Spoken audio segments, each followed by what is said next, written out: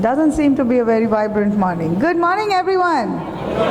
Wow, now it sounds like an IIoT conference. All right. So then, everyone, I think we're all looking forward to start, and here we are.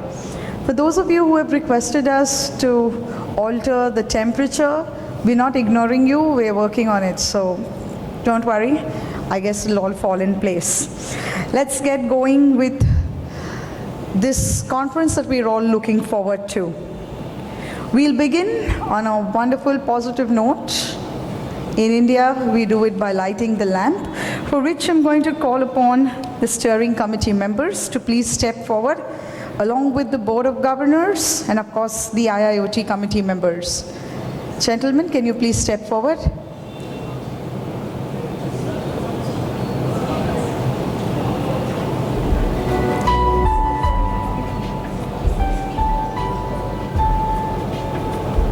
We're also going to request all the speakers who are present to please join us.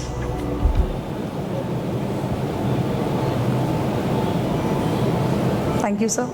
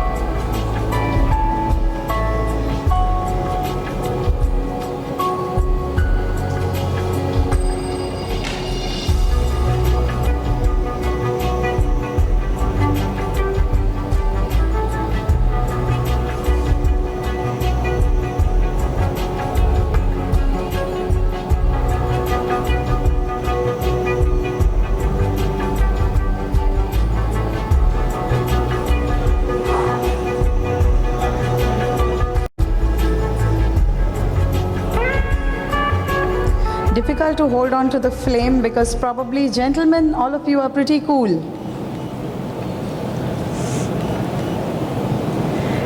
I'm going to request you all to kindly hold on to get a snapshot.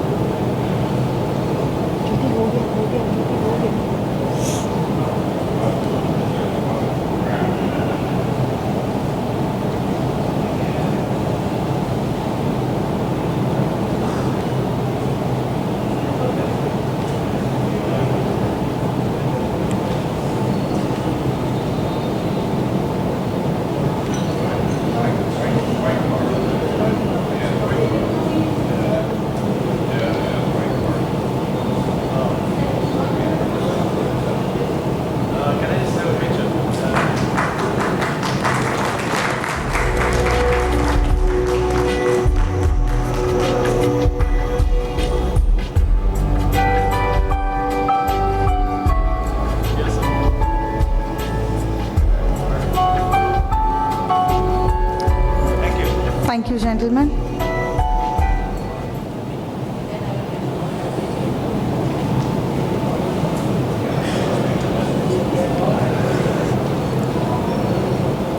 Before we begin, I'm going to hand over to Jyoti to say a few words to give our day a wonderful head start.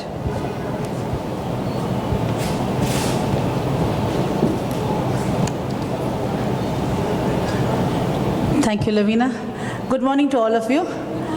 And of course, this is the 5th IIoT conference that's being organized by Automation Expo, the first that we started.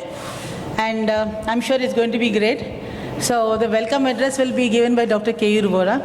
Before that, just a question. Can anyone think of two-letter words, 10 two-letter words that can be formed as a sentence? Two-letter words, 10 two-letter words that it should be a sentence. Anyone? I mean, very commonly it's said two-letter words, but 10 words that make a sentence. Just rack your brain for a few seconds.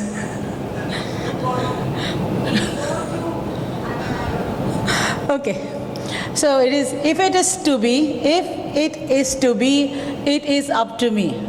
So there you are. So you want to be updated, you want to get knowledge, and that was a start that you have made. If you wanted it, you made a start, and this is what it. So you have made the start to be here and there to be updated. So go for it, and Dr. Keyurura, please.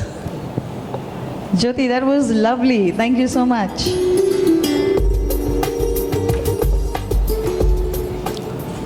Good morning once again to everyone, ladies and gentlemen. Today is the second day of Automation Expo 2022, and on behalf of Automation organizers, Steering Committee, Board of Governors, we welcome all the delegates who are going to attend this IIoT conference. This conference is going to give a lot of knowledge, and I am sure this is going to be a great benefit for your day-to-day personal life as well as business life. Thank you so much. All the best.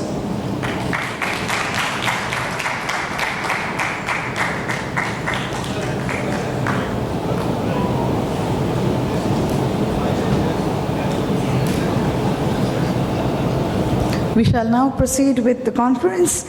To welcome and introduce the keynote speaker, I'd like to call upon Mr. Karthik Faujdar.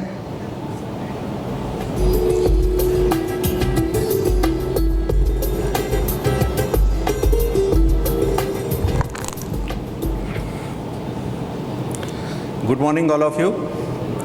Welcome to conference on IIoT metadata.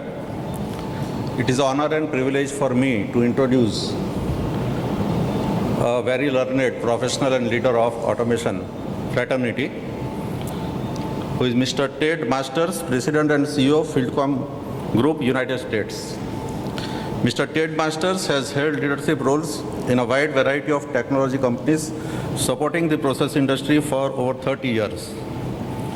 He has experience in managing the growth and delivery of products, softwares, and service solutions to industrial markets.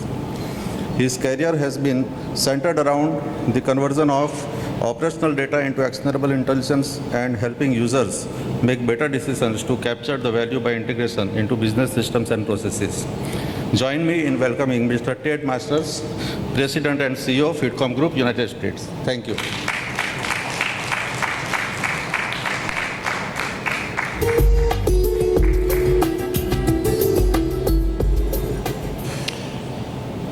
Thank you for that welcome. I am very honored to be here kicking off this important and very relevant event with the IIoT conference. So thank you for having me. It's truly an honor to be presenting today and to such an esteemed group of colleagues. I can also say I'm very glad that we're presenting in person. I think everyone in the room is very happy to be back face to face.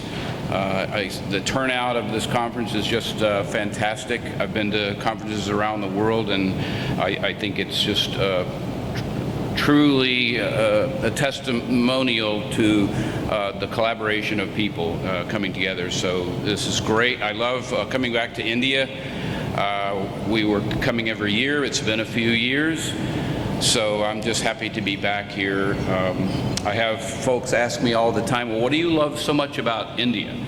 And I tell them very simply, it's the nicest people in the world. It's the nicest people in the world. I mean that when I come back, there's a spirit of genuine people and the respect and hospitality that you're treated with.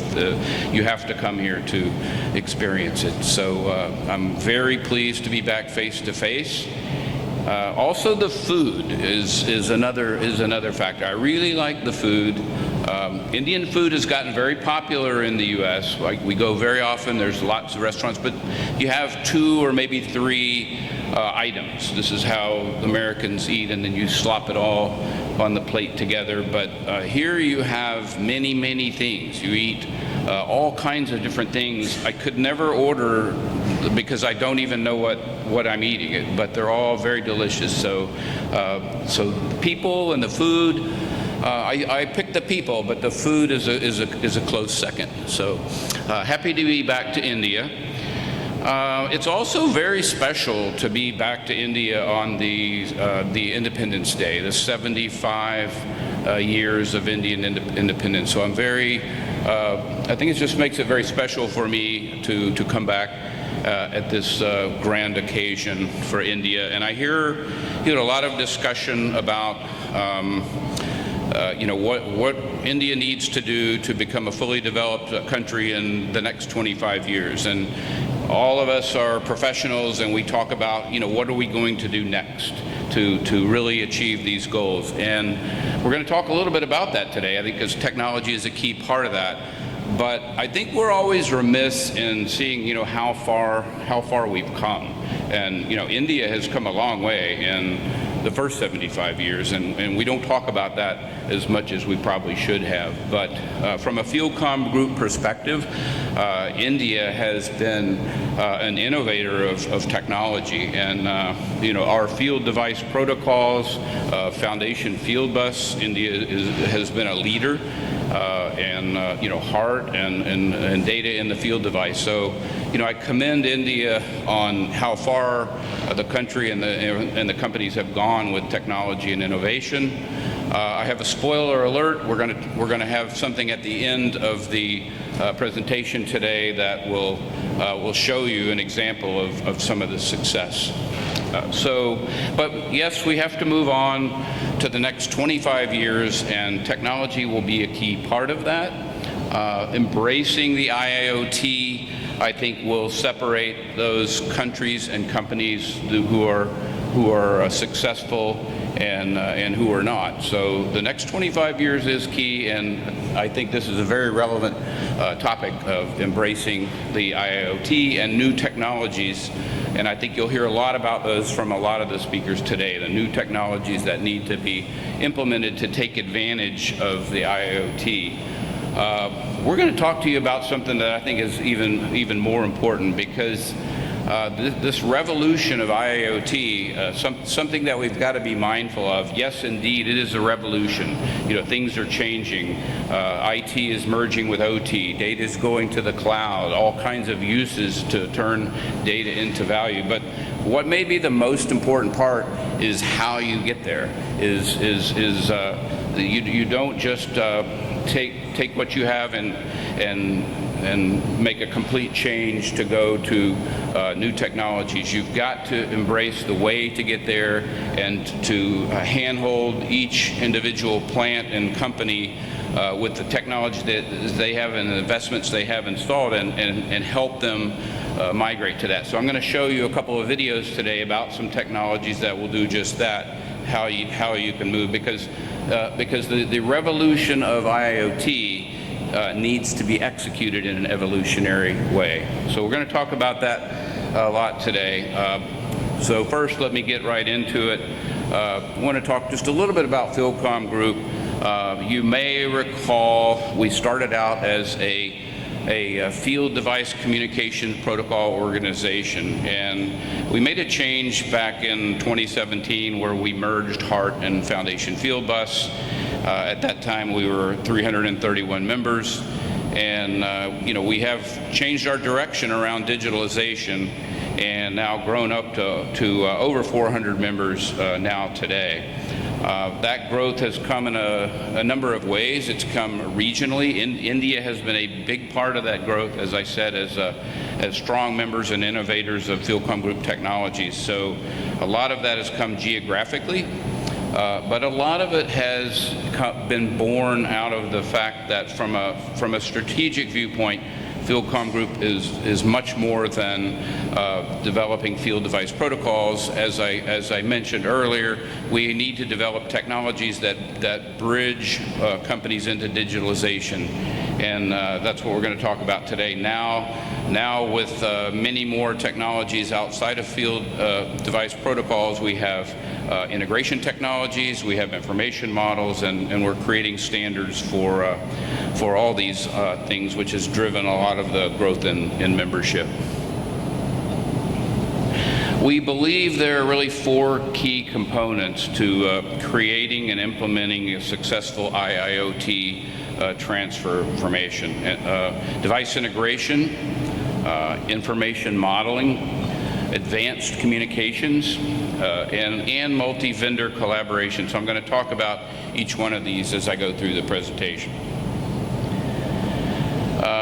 First of all, we'll talk about device integration. Integration, quite frankly, it's a catch-all term for really seamlessly managing the devices that are connected into a system throughout their entire life cycle. The integration is everything from commissioning field devices to making them play together, to providing interfaces of how they come into host systems and clouds, new and old. So integration is really a big catch-all term, and our primary technology that's gaining a lot of traction and does just that, bridges the old with the new and makes everything play together seamlessly, is FDI. So I'd like to stop for a moment and share with you FDI, which is a development and a technology that Fieldcomm Group has been the home of since 2015, when it was developed with a set of the key industry partners and leaders in our industry. So if you'll,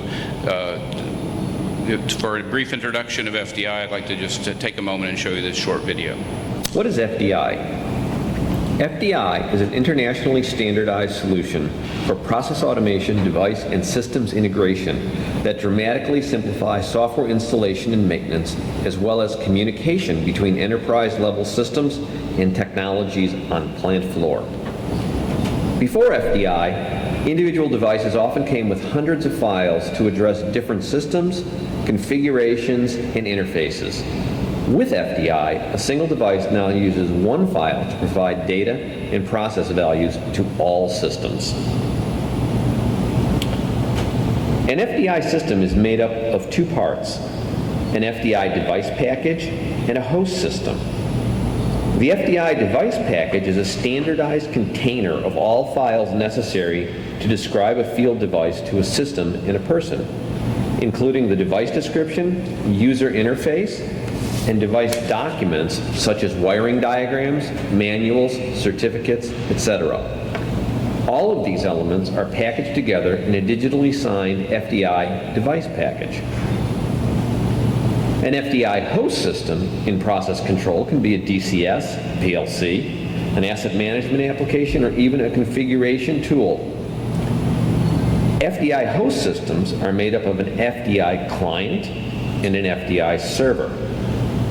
FDI hosts may also provide an OPC UA interface to field protocol communication servers, thus allowing disparate machines and systems to communicate. The communication server is the key element enabling FDI to be broadly adopted into the IIoT and Industry 4.0 initiatives. In particular, the server enables local or cloud-based OPC UA connections, which simplifies integration with existing IT infrastructures. FDI and OPC UA deliver access to plant data from across the globe, allowing corporate offices and subject matter experts to optimize assets and stay ahead of the competition, all while providing built-in data security. FDI and OPC UA enable the digital transformation of process plants to work more efficiently and effectively with fewer resources and tighter constraints.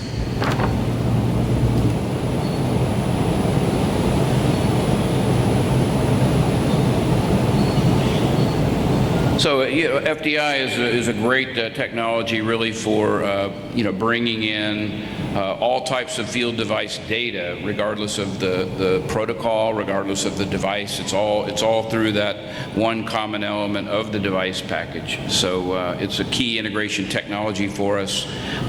It's just emerging now into the market. You're starting to see products around it, and we've developed this website primarily for end users to educate you about FDI, how you would implement it, what it's all about, the benefits. So I recommend that you check out this. It's not really a Fieldcomm group website. It's really about the partners of FDI and how and different educational elements of how it is helpful.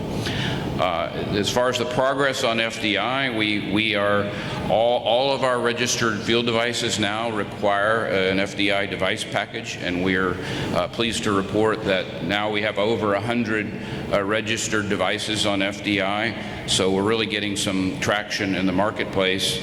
And there's a difference between developing registering and testing field devices and host systems. Host systems are obviously much more complex. They've got to support a wide variety of instrument types from a large number of suppliers. So registering hosts, DCSs or asset management systems and things of this nature is much more complex process. But we are pleased this year we have registered the first FDI host. It's Emerson's AMS Device Manager. So it is the first official registered FDI host. And we expect this to set a precedent and many, many more to come. So FDI as an integration technology to help bring in data of all types from all devices, of all technologies, brings that data in and is becoming the integration standard in process automation. So what do you do with all that data? The other key is information modeling, and I'd like to talk a little bit about that. An information model is essentially a description of a physical object and its characteristics. So, models are typically created using well-defined modeling tools and specs. And OPC-UA technology is one such modeling platform, but it's widely used in the automation industry. And one of the keys of information modeling is solves a big IoT need is bridging the IT and the OT. And I think everyone recognizes helping the IT and the OT come together with the data is going to be a key goal for the IoT. So we have been working and developing a information model called PADIM, and PADIM really helps bridge the gap between the IoT, the IT and the OT. And really what's needed there are common data exchange technologies, of which we view OPC-UA, which is used in both OT and IT, and then a common information model. In other words, what parameters define a device such that when you bring all that data in and you exchange it with OPC-UA, when the data gets into hosts and clouds, it looks the same and has all the same parameters that are understood in the IT world versus the OT world. So data modeling is super important. In the development of PADIM, we had a lot of input to develop this standard around Nomura. PADIM fits the Nomura core parameters model, and they have been influential as a user group to help define PADIM and adopt PADIM as the information model for process automation. And it fits well with it's part of their Nomura open architecture, which, as I said, contains both a data exchange of OPC-UA at various levels in the hierarchy, as well as the common information model, PADIM, which is built on top of an OPC-UA device information model standard. So the two play together just perfectly and help bridge the IT and the OT. Another feature of PADM is what we call semantic identifiers or semantic descriptions. When you're looking at data, the context of the data is very important. Just to get a little silly, you could be talking to someone about a jaguar, and if you're in the context of a jungle, that might mean a completely different thing than in the context of a highway. So words and terms and parameters even can have multiple meanings, and a semantic description describes an object very clear within context to make sure it is understood. So of all the parameters in the information model of PADM, you'll have one description. In a lot of cases, you might have, for different devices or manufacturers or protocols, you might have different data named to different things. But in PADM, you have one label, and the label is even binary, such that it's not just a name, it's a binary code that's machine readable. So when you're transferring this data to a cloud and running applications, the machines read the binary description, and they don't care what device it comes from or how it's delivered, but they can use that piece of data to compare with like data of other devices and run predictive analytics and all kinds of different applications on the data. So PADM is a key really to IIoT, to getting the data in the same format as the cloud. So there's a lot to learn about PADM. We have YouTube videos and lots of educational tools, and PADM is really getting seeded into everything we do. A generation of new field devices will have PADM resident on the device. FDI as an integration technology will help bring PADM into maybe a 20-year-old HART field device through an FDI package will now share the same data in a PADM information model as it would any new technology. So as long as the data gets in the right model at the end is really what IoT is all about in our eyes. Also, a lot of new technologies, and you'll hear about these today, I think, from some of the other speakers, but Ethernet APL is another key technology of the future that plants will be going towards and using as a physical layer, and there will be field devices of the future based on this physical layer.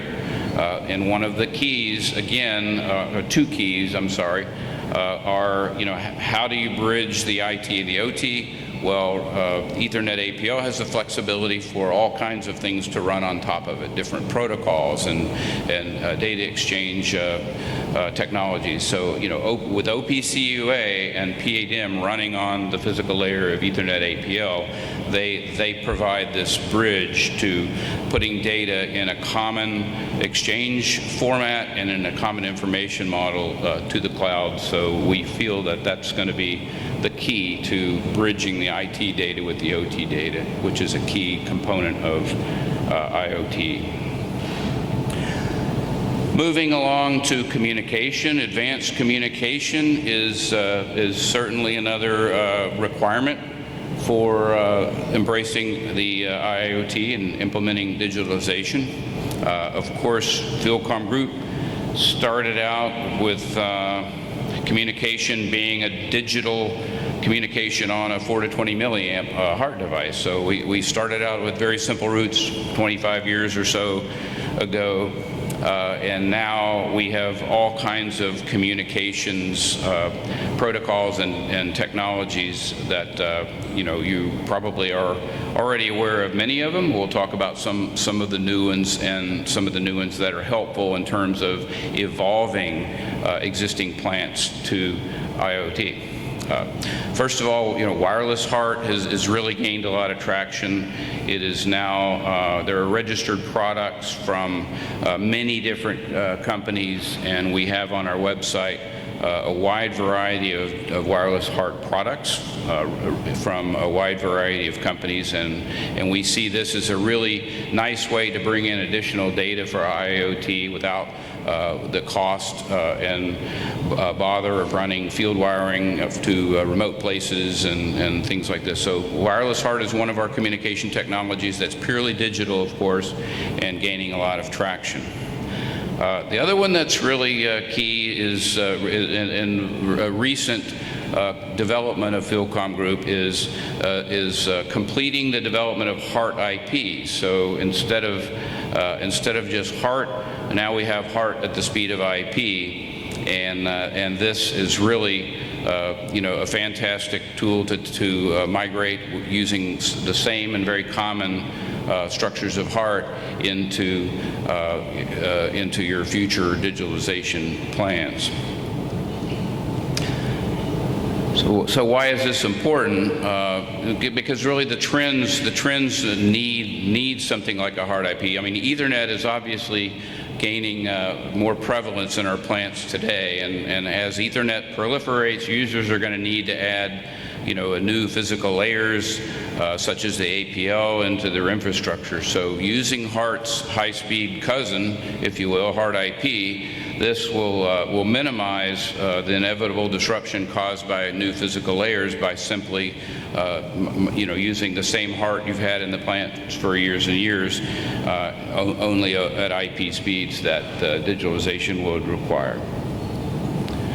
So it's fast, it's flexible, it's seamless, and a lot of security has been added to HART IP in the specifications.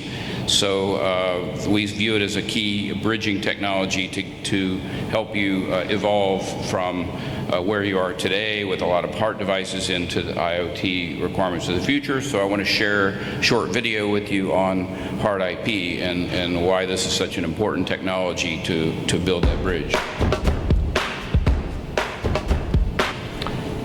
Transitioning to HART IP instrumentation with Ethernet APL. Today, the HART communications protocol is used in most of the process automation plants around the world. The technology is well known, reliable, and easy to use. Today's HART-based control architecture relies on devices using the 4 to 20 milliamp or wireless HART physical layers. Often, the wireless HART gateway connects to the control network with HART IP. Today, this connection is through 4-wire standard Ethernet. Additionally, multiplexers and remote I/O may use RS-485 and Modbus. The diagram shown on the screen illustrates today's most common architecture. For the process automation world to transform to full digital, a physical layer is required that meets the performance and safety needs of the industry while providing the flexible networking design, speed, and security that the IT world has enjoyed for many years. Ethernet APL is that physical layer, and when coupled with HART IP, it provides the same familiarity, reliability, and ease of use that has made HART the dominant application protocol in process automation. Ethernet APL, it's a 10 megabit per second 2-wire physical layer. It's designed for installation in hazardous areas, including Zone 0 Div 1. Power to the instrument is supplied through the 2-wire cable. It can use standard field bus type cable, and it can support cable runs of 200 meters from instruments to switches and 1,000 meters between switches. Finally, by using Ethernet technology, the physical layer is for the first time separated from the application layer for process automation devices. More on this later. To begin the journey to Ethernet APL and avoid the very costly replacement of instruments, facilities will likely be adding switches and Ethernet APL-enabled instruments to their existing plant rather than replacing existing equipment. To get started, a facility can evaluate the ease of installation and configuration offered by standard Ethernet protocol while still using 4 to 20 milliamp instrumentation. In this drawing, we've added an Ethernet APL remote I/O system and an Ethernet APL field switch to the existing equipment. In this case, all the instruments are still HART 4 to 20 milliamp, but the connection between the remote I/O system and the field switch is now Ethernet APL. In this next diagram, we are beginning to extend the network. As instrumentation supporting high-speed Ethernet APL becomes available, the plant can take advantage of the speed, hazardous area installation, and 2-wire plus power advantages of the Ethernet APL physical layer. In this drawing, we've added a wireless hard gateway powered by the Ethernet APL field switch to the system in Zone 2, Div 2. We've also added in 2 sophisticated Ethernet APL enabled instruments, a positioner and flow meter in Zone 1, Div 2. Both are powered from the Ethernet APL field switch installed in the first phase of the project. As confidence with Ethernet APL and hard IP grows, a facility can start extending their network to additional instrumentation and into even more hazardous areas. This final diagram extends the network and adds in 2 new product types. The first is an Ethernet APL power switch, which can provide power to multiple field switches installed in the hazardous area.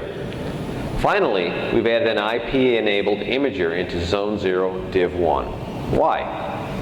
Well, earlier in this presentation, we pointed out that Ethernet APL is just a specialized version of Ethernet. So, any Ethernet APL device that can be connected to a switch can be physically recognized on the network. It has an IP address. It then becomes the job of higher-level software to make use of the data, in this case an imager, supplied by the device. This imager drives home the point that deploying Ethernet APL opens up the opportunity for coexistence of devices on a single network that can support many application layers. Perhaps the temperature, pressure, and level devices support hard IP. Drives may use Profinet. Analyzers may use Ethernet IP. And new devices for monitoring and optimization applications like the imager do not even use a traditional automation protocol. Consider the possibilities and begin the journey to Ethernet APL with hard IP. It's fast, it's flexible, it's seamless, and it's secure.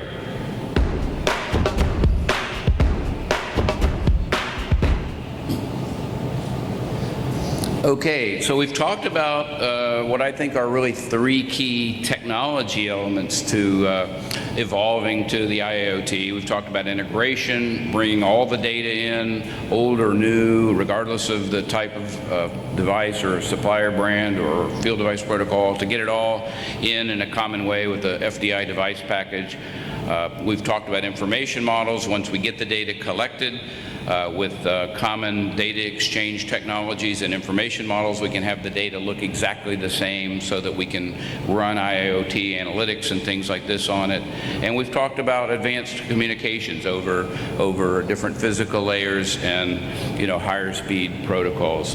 So one of the other elements for IoT that's really important more to Fieldcomm Group as a standards organization particularly is collaboration. Digitalization really creates an interesting phenomena with standards organizations because, as I said, Fieldcomm Group, formerly all about field device protocols, now building standards around integration and building standards around information models. Well, we're not the only standards organization doing that, and what is the last thing that you need in terms of the confusion around digitalization is just more standard companies, more standards organizations developing more standards. So it can get chaotic and ridiculous, and that's kind of the last thing you need. You need everybody to agree on common standards, not each organization to go off on their own and develop new standards. So this has been a big challenge, but we've really been a pioneer at Fieldcomm Group of setting up and establishing standards. And FDI is probably one of the best examples. FDI originally, FDI originally has been started and is still worked on today with the tools and all of the projects owned by Fieldcomm Group and Profibus. So Fieldcomm Group is the host. We've been developing the technology and tools and registering products for quite a while, since around 2015, and working very successfully with our partner Profinet. And it's been a self-funding proposition. We crossed into a cash positive situation where the revenue we're getting on it now, funds the project, so it runs itself. The FDI specification is owned by a broader group, including OPC Foundation and FDT Group. So we all work together and align on a common spec as FDI as the integration technology. And recently we've added capability through comm servers to communicate with FDI, with Ethernet IP and Modbus and ISA 100 are all now, part of the big happy family. So FDI has been a huge success in terms of an example of standards organizations collaborating around a single technology. Another great example of that has been PADM. PADM is an information model. We have worked and we're co-owners with OP Foundation on developing this, and PADM has been developed. It's now in its second version, and it's developed through a Fieldcomm group working group. We've had, as I mentioned on the slide earlier, we've had Namir in those working groups and providing input from an end user perspective. It's been a key direction of ours to not just collaborate with other standards organizations, but to bring the collaboration in with end users to help us define the parameters necessary, and Namir has been a key to that. So PADM has been another successful collaboration, and we are now in the process of broadening the ownership of PADM to all standards organizations and key user organizations. So those are really the elements of IoT from our perspective, and I hope you found that interesting. I will take a question here, and before I move on to the next phase, I see a question popping up in the audience.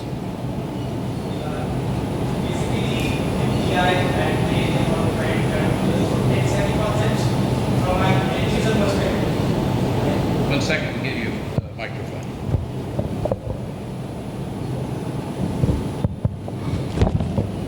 Hello, good morning. So FDI and PADM seem to be good concepts, no doubt about that. What I was wondering was, what is the driving force? Because if you look at it, OPC UA is already there. Data transfer is already there. Maybe some amount of metadata transfer can also happen through OPC UA. So it looks like FDI and PADM kind of trying to fill that small gap where the metadata transfer is kind of facilitated, which is probably not happening 100%. And configuration tools, these are all one time, right? Any device, most of the work around installation, commissioning, that's the time when these FDIs and things could be useful. But once the normal day-to-day operation starts, it's mostly data transfer. Metadata transfer doesn't need to happen usually.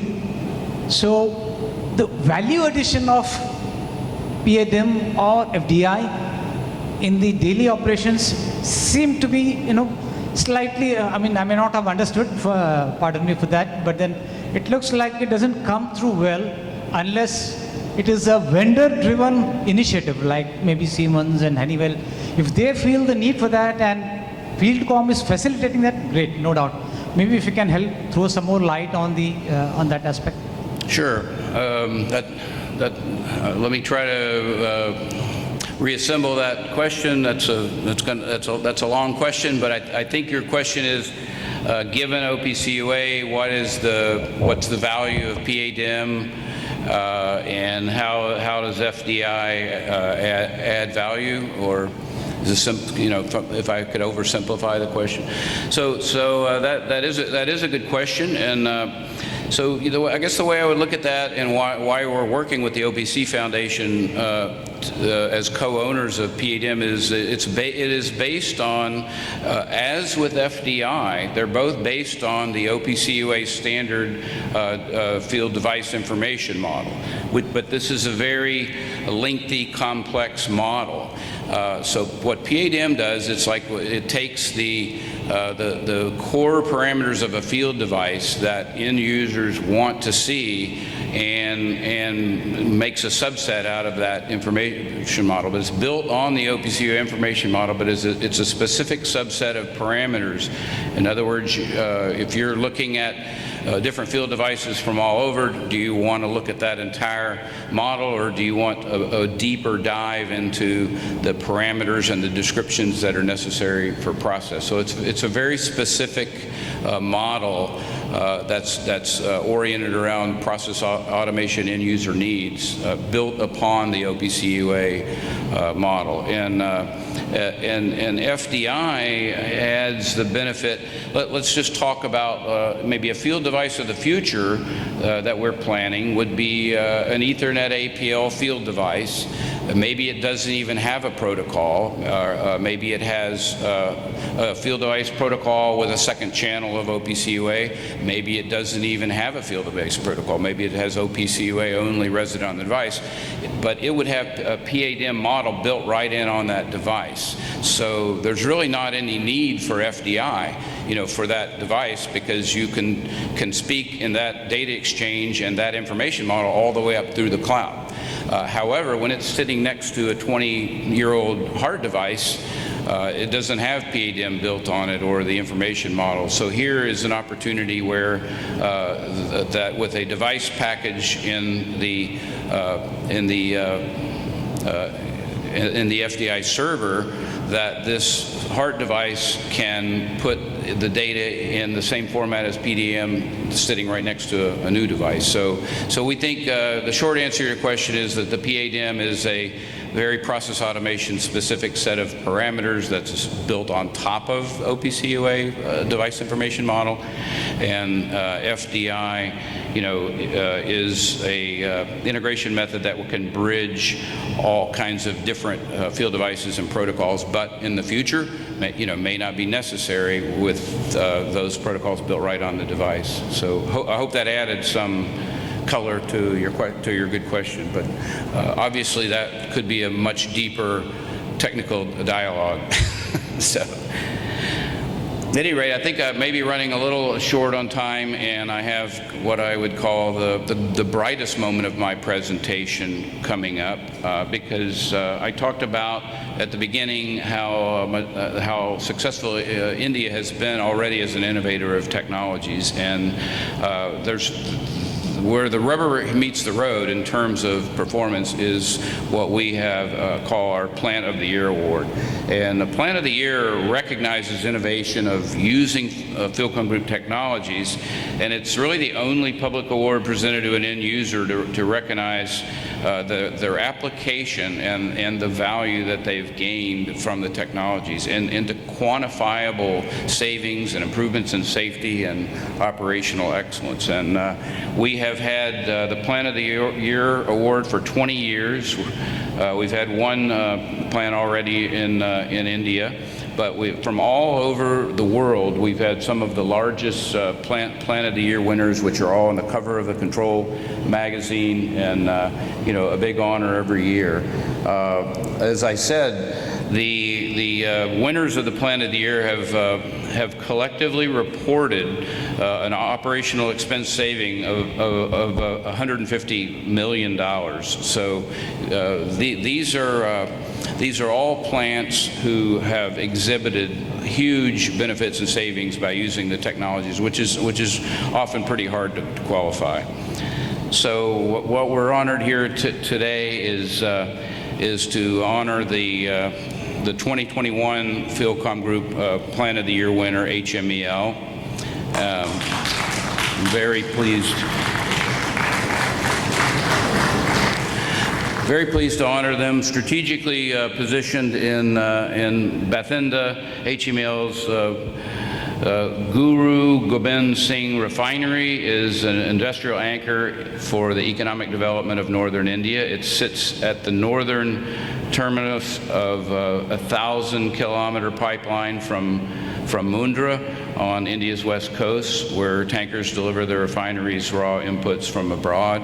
HMEL has lots of presentations, which I think you'll see on the savings, but In essence, they have credited Fieldcomm Group Technologies with increasing the operating margins by $25 million a day with a lot of very complex calculations and innovative processes using the technologies. They have 61,500 field devices, including a combination of HART, Foundation Field Bus, wireless HART. So lots, big installation and a fantastic implementation of the technology. So I'd like to bring up Harish to introduce the HMEL team so that we can honor them and give them the Plant of the Year award. So Harish.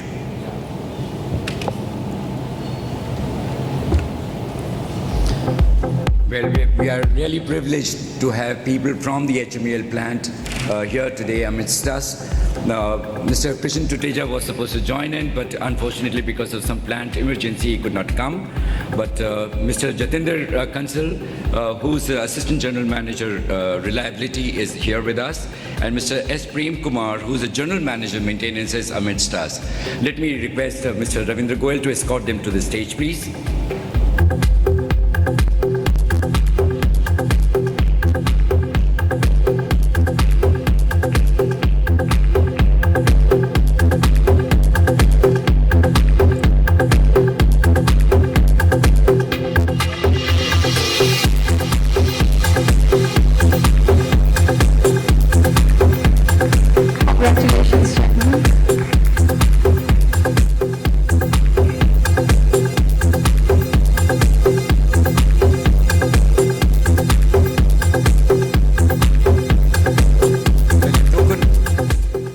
Token of appreciation from all of us here in the India Committee. So let me request Mr. Ravindra Goyal to felicitate the two gentlemen.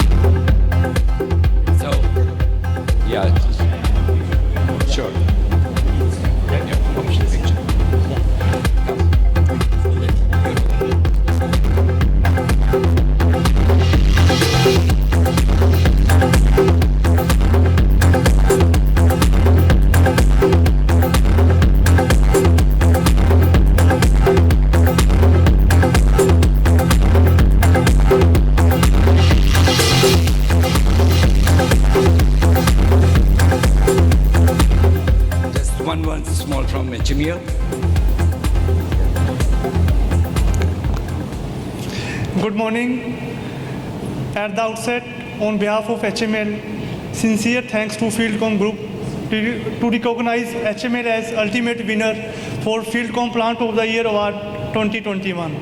Indeed, it's an honor and we are delighted to receive this prestigious global award. I would also like to thank HML leadership and promoters for giving us leverages to adopt best-in-class technologies to set a global benchmark. We appreciate commendable work of Fieldcomm Group for bringing advancements in digital technologies. As Ted narrated, Ethernet, APL, HART IP, and FDI are trending and are developed in the recent past. The signature slogan of FDI, one device, one package, all tools, is really encouraging. And we are looking forward to get maximum out of these communication protocols and technologies. At the same time, we also share our commitment towards continuous use of emerging technologies to achieve operational excellence. Without taking much time, again, thanks to Fieldcomm Group for this wonderful felicitation. And we are glad to be part of Automation Expo 2022. Thank you.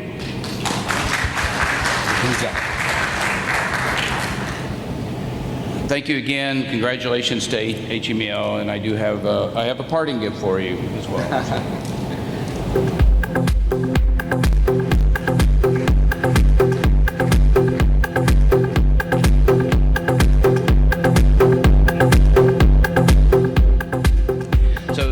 you for the time. We're out of time, maybe I'm a little over, but anyway, I hope that you found the presentation interesting in terms of the technologies that we need, the need to embrace IoT for the next 25 years, and the collaboration we need as people to do it. So thank you a lot for your time, and please enjoy the rest of the presentations. Thank you, sir. Thank you, Mr. Goyal and Mr. Vadva as well.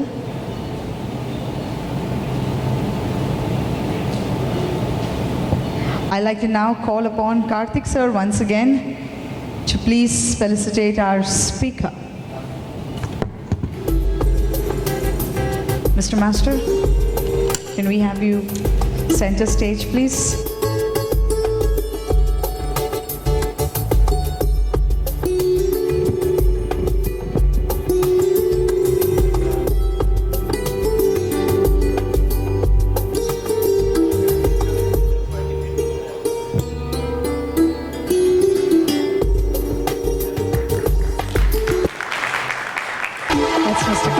Our IIoT committee member.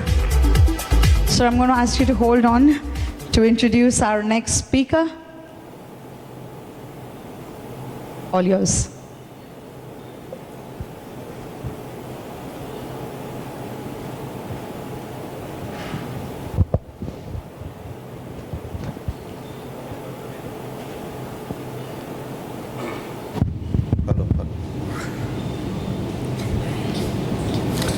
Good morning once again.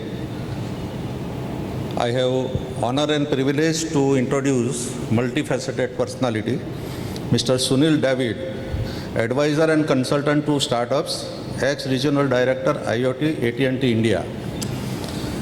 Mr. Sunil David, an IoT industry thought leader in India, has 28 years of experience in the IT and telecom industry, of which close to 20 years was with AT&T, one of the top communication service provider of the world and one of the top 20 companies in the Fortune 500 list 2021.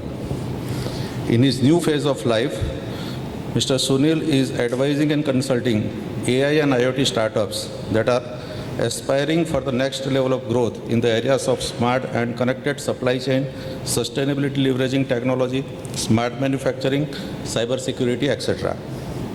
He has been a recipient of number of awards and recognitions, including 6 awards in 2021 and 4 this year from various industry bodies and meta conglomerate in recognition for his work in digital technology advocacy, digital skilling initiative, contributing his inputs towards IoT policy creation for India.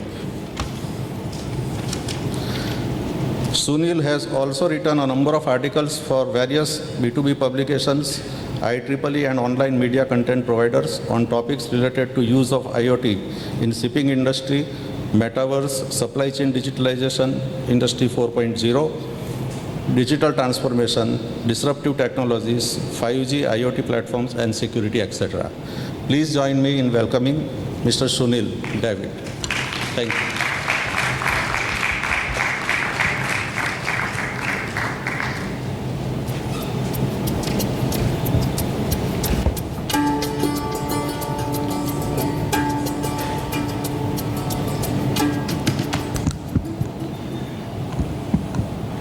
Good morning to all of you, and at the outset I would like to thank IED Communications and Automation Expo for inviting me to deliver this talk, and I've titled my talk as Tracking and Tracing in Manufacturing. What are the solutions that are available? Right, now before I actually get into the topic, I just wanted to highlight a lot of incidents which have happened over the last 10 years. Right, all of you have been reading about product recalls. It's very, very common today, right? I just want to share the example of Ford. Over the last 8 years, they have recalled more than 3 million vehicles for various issues, be it airbag problems, be it a particular part not available, for example, a gear cable which was not used, because of which the cars are not going to gears properly. Very recently, the electric cars, they had battery heating issues, right? So various challenges that they faced. And you just imagine the kind of impact it had on their revenues, on their profitability, and even the cost to recall, because every time you have to recall cars have to come back, they have to get a part replaced, right? So impact on the environment as well, right? Not just the cost, but the environment as well. And also the fact that because of this, it is triggering some of the challenges that they faced. They had to lay off people, a lot of plant shutdowns which have occurred. I just gave the example of Ford here, but there are instances of other auto OEMs as well where they had to do a lot of product recalls. Other example which I wanted to cite was Samsung. About 5 years back, they launched the Galaxy Note 7. And there again, they had to do a lot of recalls. And one reason for that being, the battery was overheating. And again, massive impact. As you see, almost close to 10 billion in lost sales and 5 billion odd in profitability denting.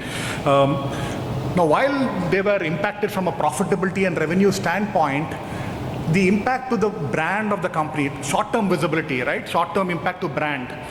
Samsung is a big brand, so over a period of time, people might forget it. But what about smaller brands? It takes a lot of time and effort to build that credibility and trust with the customer, right? And one of the reasons for both these incidents has been the lack of traceability. Whether you talk about it from a product or from a part standpoint or even from a manufacturing process standpoint. Now, having set this context, let me quickly cover what I have in store for you. Very quickly talk about some of the trends that we are seeing as far as manufacturing is concerned globally. Some of it is obviously relevant in India as well. And then go into the real meat, talking about traceability use cases in manufacturing. I'm going to share some examples in India. Why is traceability important? And if you don't do it, what are the risks of not doing it well? I'm going to talk about 5G as well, because 5G is going to be a very important enabler when it comes to traceability in manufacturing. And 5G is hot today. We just had the auctions happen 2 weeks back, and hopefully in about 2 months or 3 months from now, we'll have 5G networks rolled out in India, and very strong possibility that manufacturing companies would be adopting, especially private 5G networks. And then I would conclude. Okay, now just look at some of the trends that we are seeing from a global standpoint, manufacturing trends, right? So we are seeing supply chains getting shorter and simpler. Manufacturers want to get closer to where their customers are. They want to have their supplier base closer to where their factories are, right? So they want more shorter and simpler supply chains. Product development life cycles are shrinking, right? Unlike earlier. So that's another trend that is playing out, predominantly from a discrete manufacturer standpoint. Sustainable solutions, again, big impact when it comes to traceability, because as I gave you an example of how you do a recall and the impact on environment, right? As these vehicles come back to the factory, faulty vehicles come back, the amount of CO2 emissions that are being generated, right? Huge impact to environment. And what we are clearly seeing is manufacturers now wanting to follow sustainable manufacturing practices, as you can see there in the picture below. Within the factory, sustainable supply chains, and so on. What we are also seeing, interestingly, is that we are seeing a lot more emergence of 3D printing, and especially when you have challenges as it relates to supply chain. Even, for example, in an auto OEM, a very small part that doesn't come in would obviously impact their manufacturing schedule, right? So now many of these small parts can be 3D printed, and as we see the cost of 3D printers coming down, we'll probably see a lot more adoption happening globally. We are now talking about, mass customization, personalized products and services, right?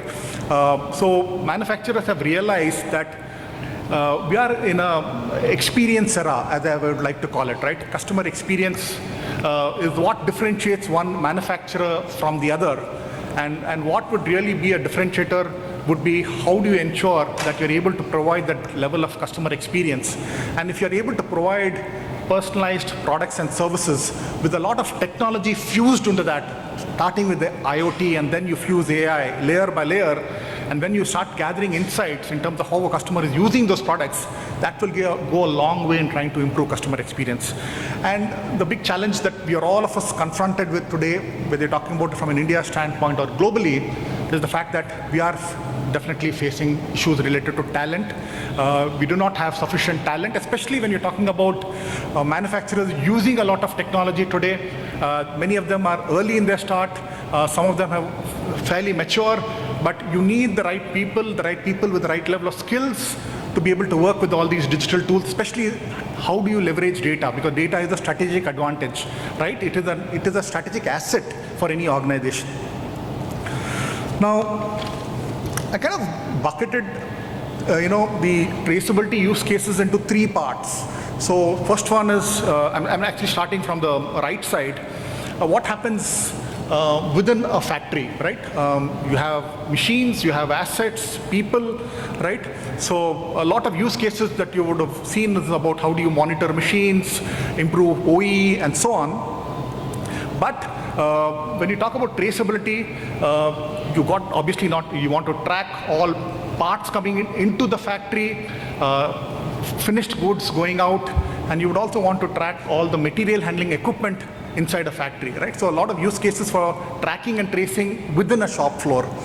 Supply chain, needless to say, you have to track your supply chain, especially for a manufacturer, not just tier 1 suppliers, but even tier 2 and tier 3. And that would mean that you need to use obviously APIs to make sure that your supply chain, a manufacturer's supply chain, is integrated with their partners as well, right? So you want to have full visibility in terms of your orders, your shipments, fleet, right? You want to track a lot of use cases around fleet management, right? You want to track where your fleet are, you want to track driver behavior, you want to track obviously pallets which are going inside, not just at a pallet level, but even the condition of what is going inside a pallet. And finally, connected products. As I mentioned earlier, the need for manufacturers now to start fusing in technology into those products, especially in the discrete manufacturing space. You talk about any consumer appliance, or you talk about any industrial appliance like a compressor or any appliance which is from an industry standpoint being used. But what we are going to definitely see going forward is manufacturers now wanting to innovate around their business models to be able to offer products as a service, because that is definitely going to be a differentiator. And if you want to really offer products as a service, then you obviously have to have it IoT enabled. You want to have a lot more data that you're going to gather, and that would mean you want to trace that product up to where it is actually being utilized.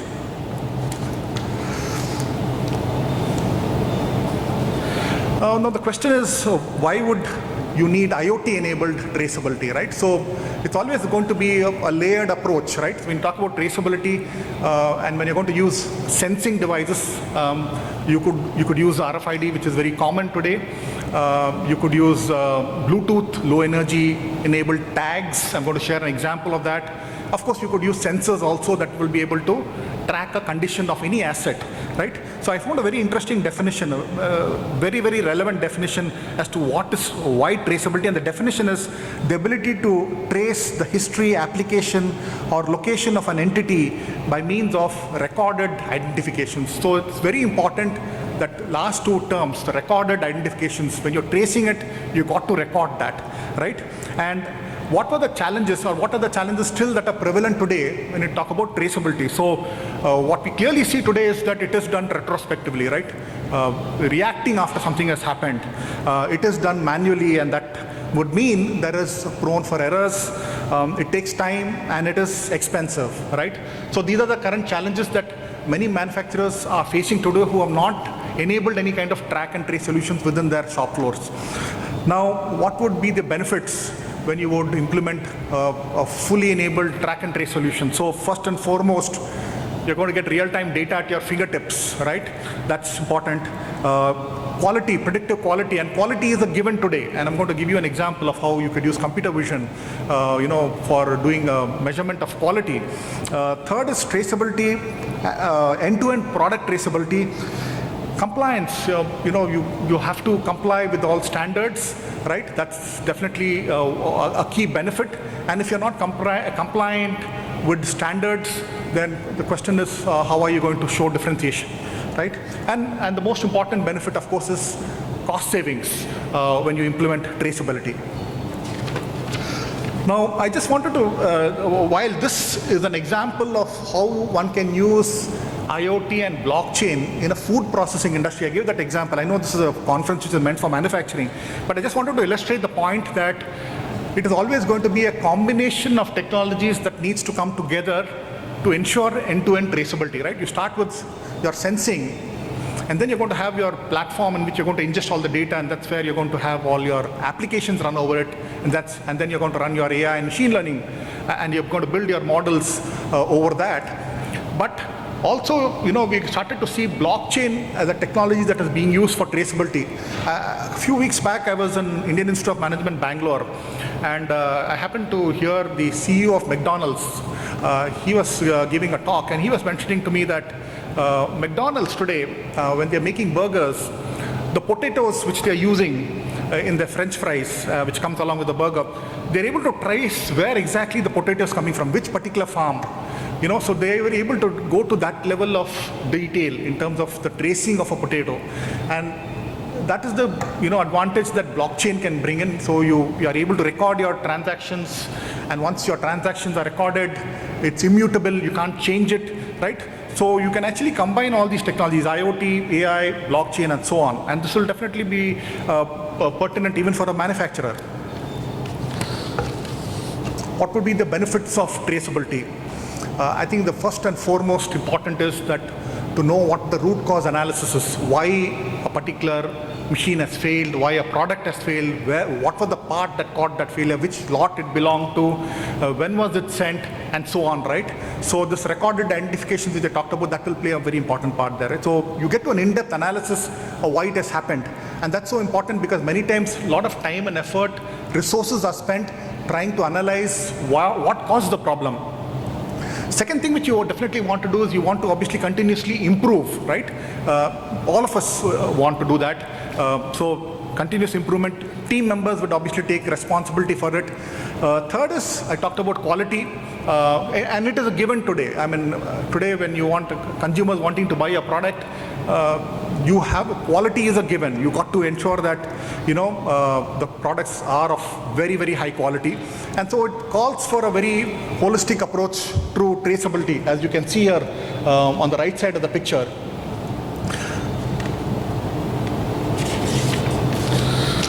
Now, what are the risks when it comes to not doing track and trace properly? And I kind of highlighted about nine here, and I've kind of classified them into two parts. So one is manufacturing productivity risks, and third is the business risks, which is so important, right? So obviously your manufacturing process gets disrupted, equipment failures, machines going down, leading to plant shutdowns, and imagine the impact it would have on your overall productivity, impact it would have on revenues, and more importantly, impact it would have on your customer experience, because you're not able to deliver to your customer on time. Quality control is a challenge, excessive scrap and rework, and that's always been the case when you're having an output which is of poor quality and you got to discard it. How do you handle the waste there? Again, there's effort involved in doing a rework, right? And when you're talking about scrap, again, that leads to an environmental problem, right? So what are you going to do with that scrap, right? And then you're not able to meet your schedules and are not able to plan accurately. But look at the business risks. You're not able to meet your regulatory, environmental, and quality standards. That's one big business risk. Your balance sheet risk, because if you're a listed company and you forecasted certain revenue and profitability, and you had impacts because of which lack of track and trace leading to issues where you're not able to deliver to your customer on time, then obviously you'll not be able to meet your targets that you might have communicated to your shareholders. Over or underproducing product, that's another challenge. Inaccurate forecasting, quality control, again, I just wanted to re-emphasize that. Right? So these are the big challenges that we face if you're not able to do track and trace properly. Now, very quickly, I wanted to cover one use case, and this is from a well-known system integrator called Capgemini, a European-based company, and they were talking about how they had been able to work with the manufacturer, where they were using a combination of computer vision with IoT to be able to figure out what are the defective parts. So if you can see in the picture, you have a camera-based computer vision system which clicks images of all the incoming parts which are coming. And then you have an AI system that has been trained to analyze the thousands of images which are coming inside, right? And of course, you need a very good network to be able to transmit these high-resolution images to the AI system. And then the AI system is able to compare, all the images with the actual images of the non-faulty parts. And then you can see on the right side of the picture, you have the high-quality parts, and then you have the defective parts. And then you find the defective parts that are separated, right? So clear benefits. You are able to trace what the defective part is. Your end product quality is improved. You're going to increase accuracy of inspection. And the cost of quality assurance, that is also reduced, right? So a good example of how you can use IoT, of course, you need, and a video camera is nothing but a video sensor, right? So you're using that along with AI to make sure that you're able to ensure quality is maintained. I wanted to share some examples of some Indian companies who are who are fairly advanced in their Industry 4.0 journey. I just wanted to share one example from the process industry, and then in my next example will be from the discrete manufacturers. So Asian Paints, one of the number one paint provider in India today, operations in 15 plus countries, 26 manufacturing facilities. And what were they looking to achieve? They wanted to reduce that overall batch cycle time. They obviously wanted to get a lot more insights from what was happening in their shop floor. Very importantly, they wanted to make their operations very environmentally sustainable. And the most important thing which I wanted to highlight is the fact that they wanted traceability in the whole manufacturing process. So of course they went through their journey. They had a very clear strategy in terms of how they want to go about doing it. They formed cross-functional teams, and the vision was percolated right from the top to pretty much every layer within the organization. So they were all aligned to the digital vision of the company. And having deployed a solution from, they used obviously combination of IoT, analytics and AI, but see the benefits that they, which they obtained after having implemented, and they were able to quantify, this is actually there in the public domain, they were able to quantify the benefits after having implemented the solution. And this is still a journey. They obviously want to improve further, but just wanted to highlight some of them. 7% reduction in cycle time within 60 days. A company called Sight Machine, they are the ones who have implemented this for them. They found 100 more ways to improve productivity and so on. A very good example of how a company which is in the process industry are able to leverage technology and especially ensure that they're able to get traceability in their whole process. Wanted to share an example of another large Indian company, JK Tyres, perhaps one of the top 3 tire manufacturers in India, and top 25 in the world, presence in 100 plus countries, 12 manufacturing plants, 35 million tires produced per year. And again, they wanted a solution which will integrate with a lot of legacy infrastructure. And I think all of us would agree, and we all know that it's not going to be easy to try to integrate some of the legacy infrastructure. Many of them are very old machines. You're not even able to extract data. May not even have a data port, right? So trying to integrate the legacy infrastructure along with the newer ones which they bought, and making sure that they operate seamlessly, making sure that OT-IT integration is seamless was one challenge. They had heterogeneous machines, different types of connectivity protocols, and we all know the challenges when it comes to device to cloud integration. A lot of communication protocols used today. It could be MQTT, it could be TCP and so on. And when you have such a fragmented kind of architecture, it becomes all the more challenging when you're trying to integrate OT and IT, right? And they wanted to trace the whole product, right, through the entire manufacturing life cycle. And rubber is obviously one key component of, along with other components, of course, when it comes to making of tires. And the company called Altazon, which is based in Pune, they have actually implemented the solution. Of course, they used IoT sensors, but more importantly, they used a very good manufacturing platform, where they were able to ingest all the data, have the right set of applications, and they were able to, benefit significantly. Quality improved. They were able to optimize energy usage. I think that is something which is important, and most manufacturers today are wanting to look at solutions where they can optimize energy usage within their plant, right? 2 reasons. Of course, you want to reduce your cost of how much of energy that you're consuming, but importantly from an environmental standpoint, because the more you emit of CO2, then obviously it will take a longer time for you to get to carbon neutral, because most of them would have clear targets into when they're going to get to carbon neutral. And traceability, they're able to trace the whole product through the entire manufacturing life cycle.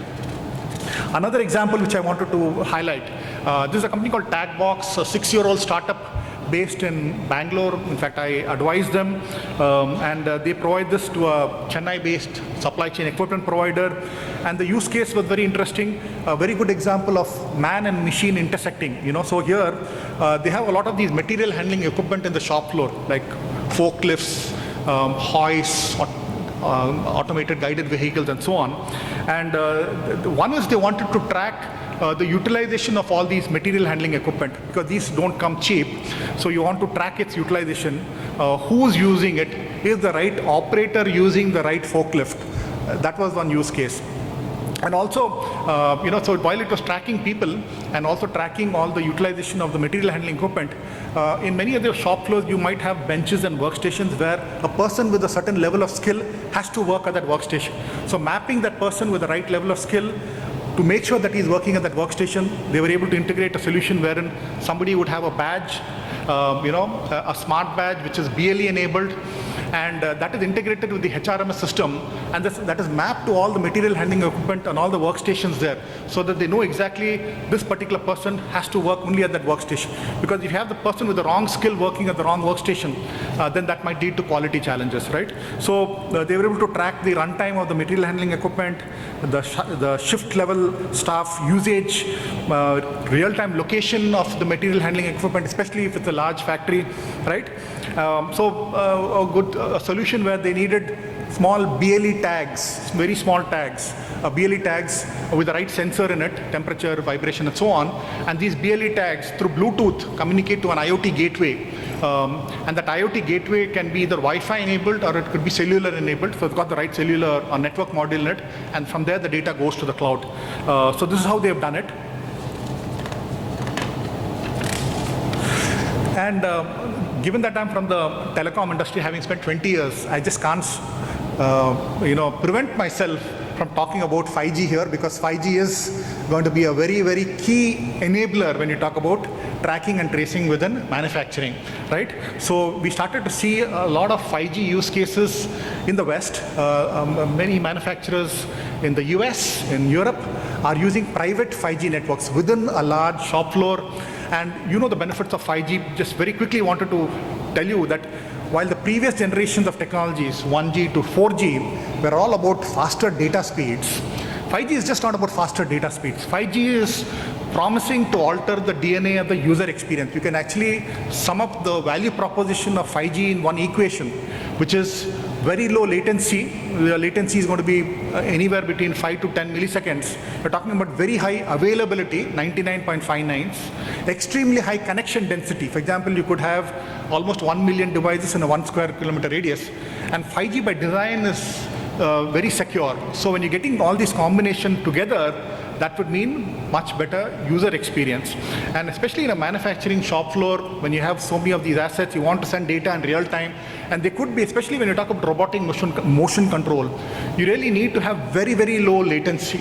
And when you combine 5G with edge, there would be use cases where you want to respond very quickly to any events that might trigger within your shop floor. Having the edge within your environment might be better so that you can respond quickly, right? So 5G will definitely be a key enabler when you talk about traceability and tracking within manufacturing. And probably my view is that from an India standpoint, initial set of use cases will be around how do you deploy private 5G in large manufacturers. There are a few manufacturers who are experimenting by deploying 5G networks, private 5G networks within their shop floor.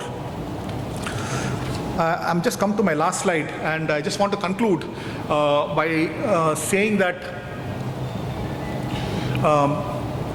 it's extremely important to engineer the right sensing solution and the connectivity option in any track and trace solution, right? Because cost is obviously going to be a factor. And in most instances, the hardware component is always a big constituent of the overall cost of any solution, right? So it's important to architect the right sensing solution. So whether you're going to use a BLE tag or you're going to use RFID, in some cases RFID might be the best option. In some cases a BLE tag might be a good option. In some cases you might have sensors that the right sensors might be, whether it's temperature, humidity, and so on. I mentioned this earlier, but it's when you combine all these technologies layer by layer, starting with sensing, with your analytics and AI and so on, that's when an organization would get its maximum business impact, right?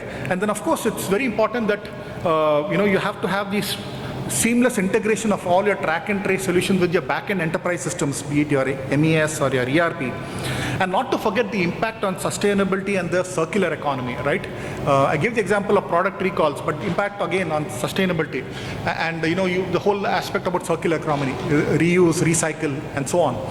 And I just wanted to end by saying that not to forget the human dimension. We all talk about technology, right? We all talk about using advanced AI and so on, but not to forget the human dimension. And that was one of the big challenges that I highlighted earlier, the fact that we are facing talent challenges today. So it's only when you have collaboration between the powerful and accurate machine and the creative potential of the human being, not to forget the creative potential of the human being. That is so important. When you have these two combining together, then we'll probably transition to Industry 5.0 even faster than what we have experienced with 3.0 to 4.0 transition. Thank you very much, and with that I end my keynote.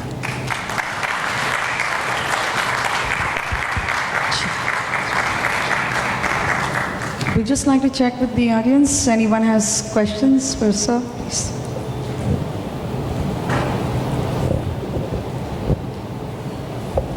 Hello. Hello. So my name is Lakshmikant.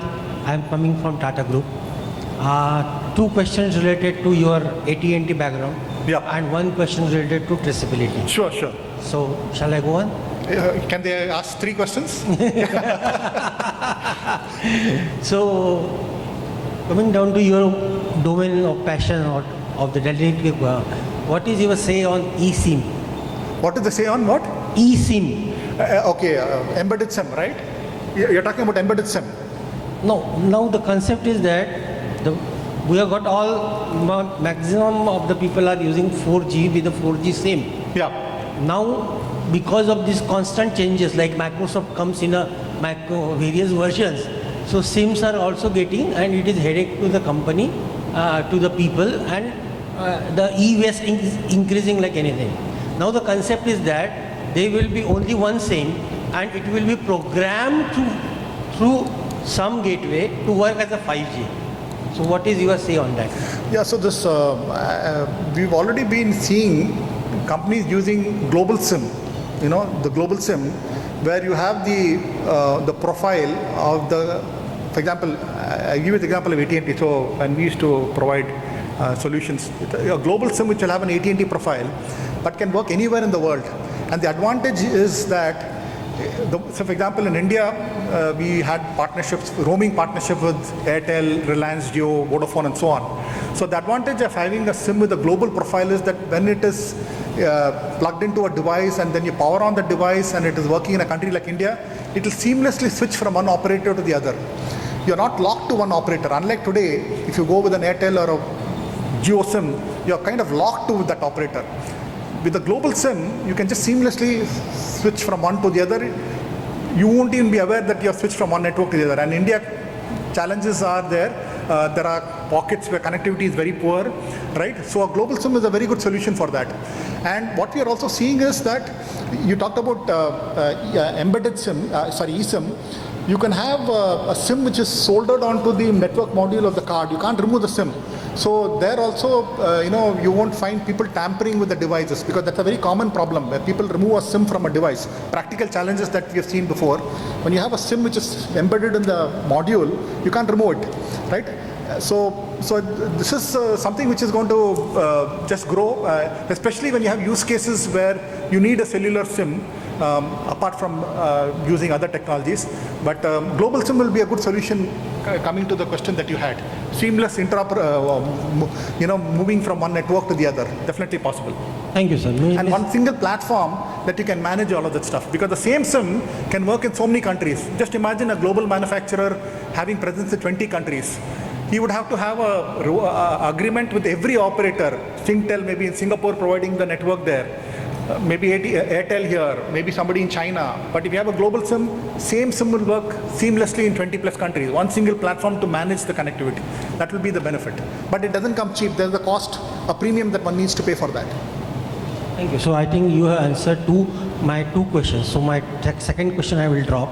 And the third question is connectivity or the traceability. In Tata's, I am finding two opportunities we are struggling with. One is into steel company, which is Tata Steel.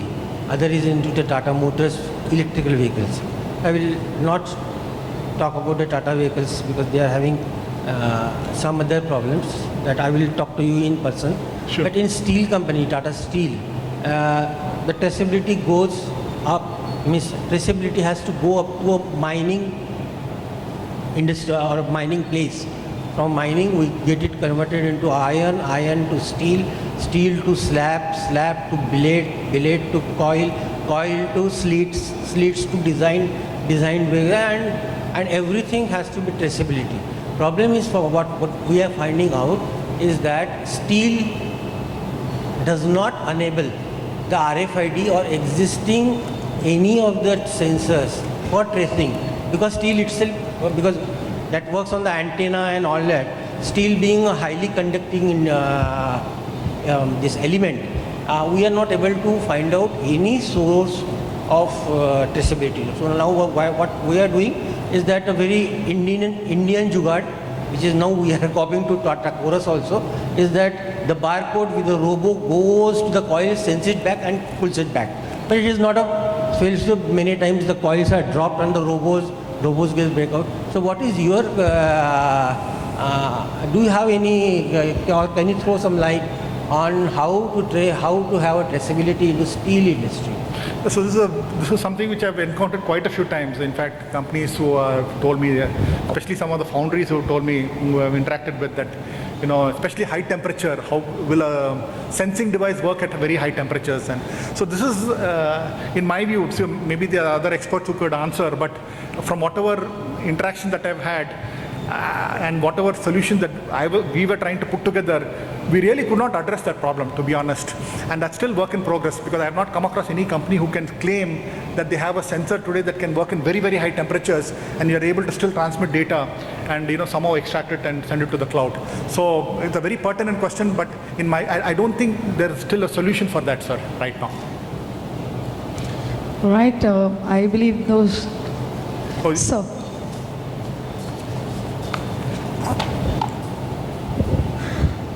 Sir, there is, my name is Shivram. There is a lot of promotion of this upcoming 5G network rollout. I understand that there is a lot of commercial decisions which are going to be riding on it. But from whatever I have heard, including you, what you have spoken today, I am not finding that 5G is something more than a faster 4G. See, because the various, even benefits which you have pointed out, for example, lower latency translates to higher speed, greater device density translates to higher speed. Everything comes back only to higher speed. See, you'll have to look at 5G very holistically. Don't just look at one feature of 5G. You talk about low latency. Yeah. Extremely highly reliable network. 4G is not as reliable as a 5G network, because 5G uses the protocol called New Radio Protocol, the NR protocol, that's been re-architected in such a way that you get that high level of reliability. So with low latency, when you're getting such high reliability, which means that you are very sure that data that you're capturing can definitely be sent, as opposed to today, where you're not very sure, given that 4G networks are still not very reliable. And also the challenge that we face in India is the average spectrum holding of an Indian operator is far less compared to global standards. Okay. So within the limited amount of spectrum they got to manage. The point number two. Third is that the connection density that 5G offers, because see, it varies obviously. A larger manufacturer would have a lot more in a shop floor, and you're able to connect all of that through one 5G network, because theoretically it's 1 million devices in a 1 square kilometer radius, but practically we'll have to wait and watch.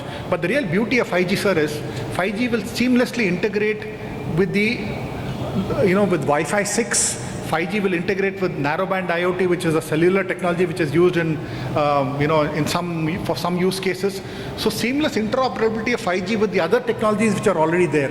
So I'm not trying to say that you got to rip and replace what you have and just go for 5G. It's always going to be a journey.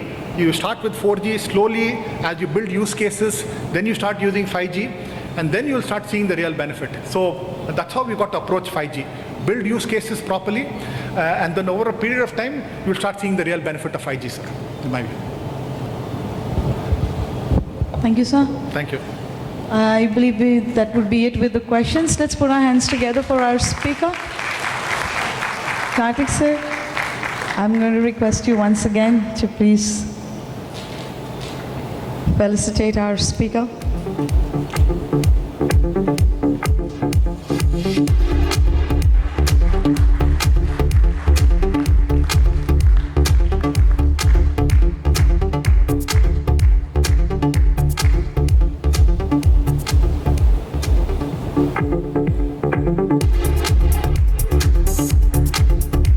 Thank you so much, sir.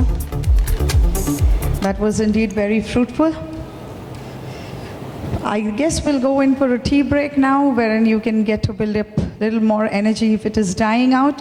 I'm going to request you to try and come back as soon as possible. Yes, we are a little behind schedule, so let's try and cover this up, and all the best, everybody. We'll see you back in a bit. Thank you so much. And I think we're all very excited. Good things keep coming up. To introduce our next speaker, I'm going to request our IIoT committee member, Mr. Mohit Kumawat, please join us up here.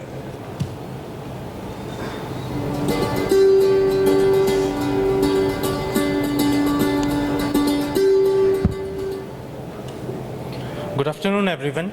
So let me introduce our next speaker, Dr. Raunak Bhinge. So he is director of Infinite Uptime India Private Limited. He did his BTech, MTech from IIT Madras, PhD in Smart Manufacturing from University of California in Berkeley. So Dr. Raunak Bhinge is the director of Infinite Uptime based in Berkeley, CS, California, USA, as well as its Indian subsidiary Infinite Uptime India Private Limited based in Pune, India.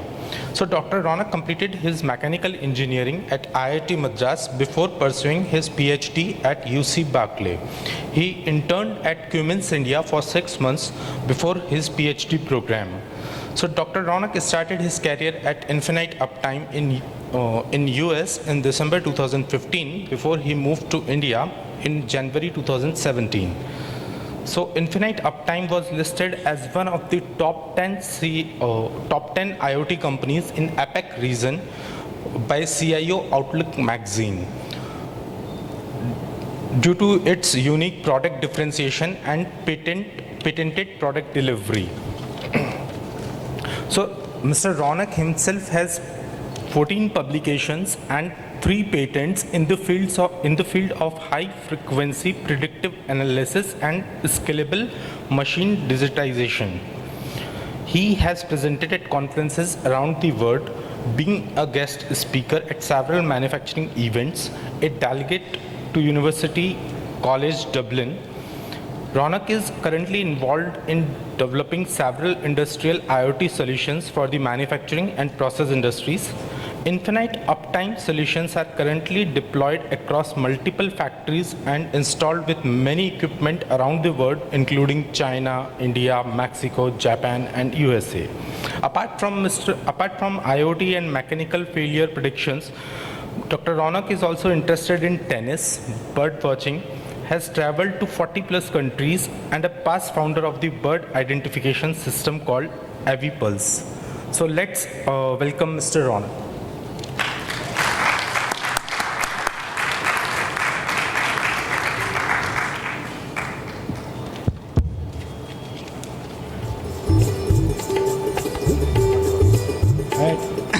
Thank you so much. And good morning to everyone. I think we've all had a good tea. So let's make sure we go through this without dozing off. So let's start. So I'm going to talk about IIoT and edge computing in predictive maintenance. And fundamentally, I think too many buzzwords in one sentence, so we'll take it one by one. Let's talk about predictive maintenance as a use case, right? Very important use case. I think all of us, from the process industries or from the manufacturing or engineering industries must be knowing predictive maintenance has been one of the most sought after use cases in the IIoT space, right? And the reason is because, the cost of downtime is a significant impact on the top and bottom line of any of our companies, right? So predictive maintenance is very important, and I think what is important to understand, and what I thought, would be of value for me to spend time on today with you, is to understand the fundamentals and the basics of deploying and implementing predictive maintenance in our industries, and how to ensure we get a good, successful predictive maintenance solution which impacts business at the end of the day, right? It has to impact business metrics, it has to impact top line, bottom line. And I thought, that's an important piece that we should talk about. So when it comes to predictive maintenance, the first thing that we start with, right, or what you typically want to look at is when you start with what is called failure modes. Failure modes, right? Failure modes is the first thing that we work on when it comes to predictive maintenance. Understanding what are the different failure modes of each asset, each equipment, each machine, whatever is the different type of machines you all might be having in your plant, is the fundamental point where we start, right? Understanding failure modes is very critical. How do we do that? So there are many techniques. A lot of companies do FMEA analysis. FMEA is used to understand the different failure modes of each machine. And that is the starting point of any predictive maintenance solution, right? Understanding failure modes. Once you understand failure modes, the next thing to do is to understand what data, what parameters we need to use to cover those failure modes, right? There's a lot of data that's available in manufacturing enterprises, right? Our PLCs, SCADA systems, our DCS systems, we have a lot of information, a lot of data. Taking all of that to the cloud and then figuring out what to do with it to add some value is not the smartest idea, right? You want to understand what is the right data, what is the smart data that you want to use to actually cover the failure modes that you identified in your equipment. Simple logic that you have to use. Once we understand what are those parameters that we need to use, that we need to collect, or that we need to understand, we then move into the analysis part. So the first part is actually understanding failure modes, collection of the right data, not too much data, not too little data, the right data, right, to cover those failure modes. Then the next step, when it comes to analysis, is to understand how to predict faults, how to predict that failure mode. So let's take a simple example, right? All of us, whether it's a discrete manufacturing industry or a process industry, we all use motors, right? We all use motors, right? Motors run pretty much, they consume more than 70-80% of energy in any plant, right? Rotating equipment, motors. So if you want to do predictive maintenance for a motor, how do you go about it? Right? Step one, you understand what are the failure modes. What are the failure modes of a motor? Right? You have bearing problems, you have bearings that fail. The foundation problems, the foundation is not good, so obviously the motor is going to have problems. Lubrication, not enough lubrication, not done correctly, not done on time, that's a challenge. Alignment, sometimes your motor is not aligned with the driven equipment, whether it's a pump or whether it's a gearbox or whether it's a fan or a blower or any other driven equipment. That could be a challenge. And there are a host of other challenges. Typically, if you look at the failure list or the failure modes of a motor, there are about 23 to 25 failure modes of a motor, right? Now, all these failure modes are not very common, right? Some of them are very rare, like air gap eccentricity, very rare failure mode, or rotor bar cracks, very rare failure mode. But what are very common are the top 5 or 10. And typically, if you use the 80-20 rule, you'll always find that 20% of the issues cause 80% of the problems, always.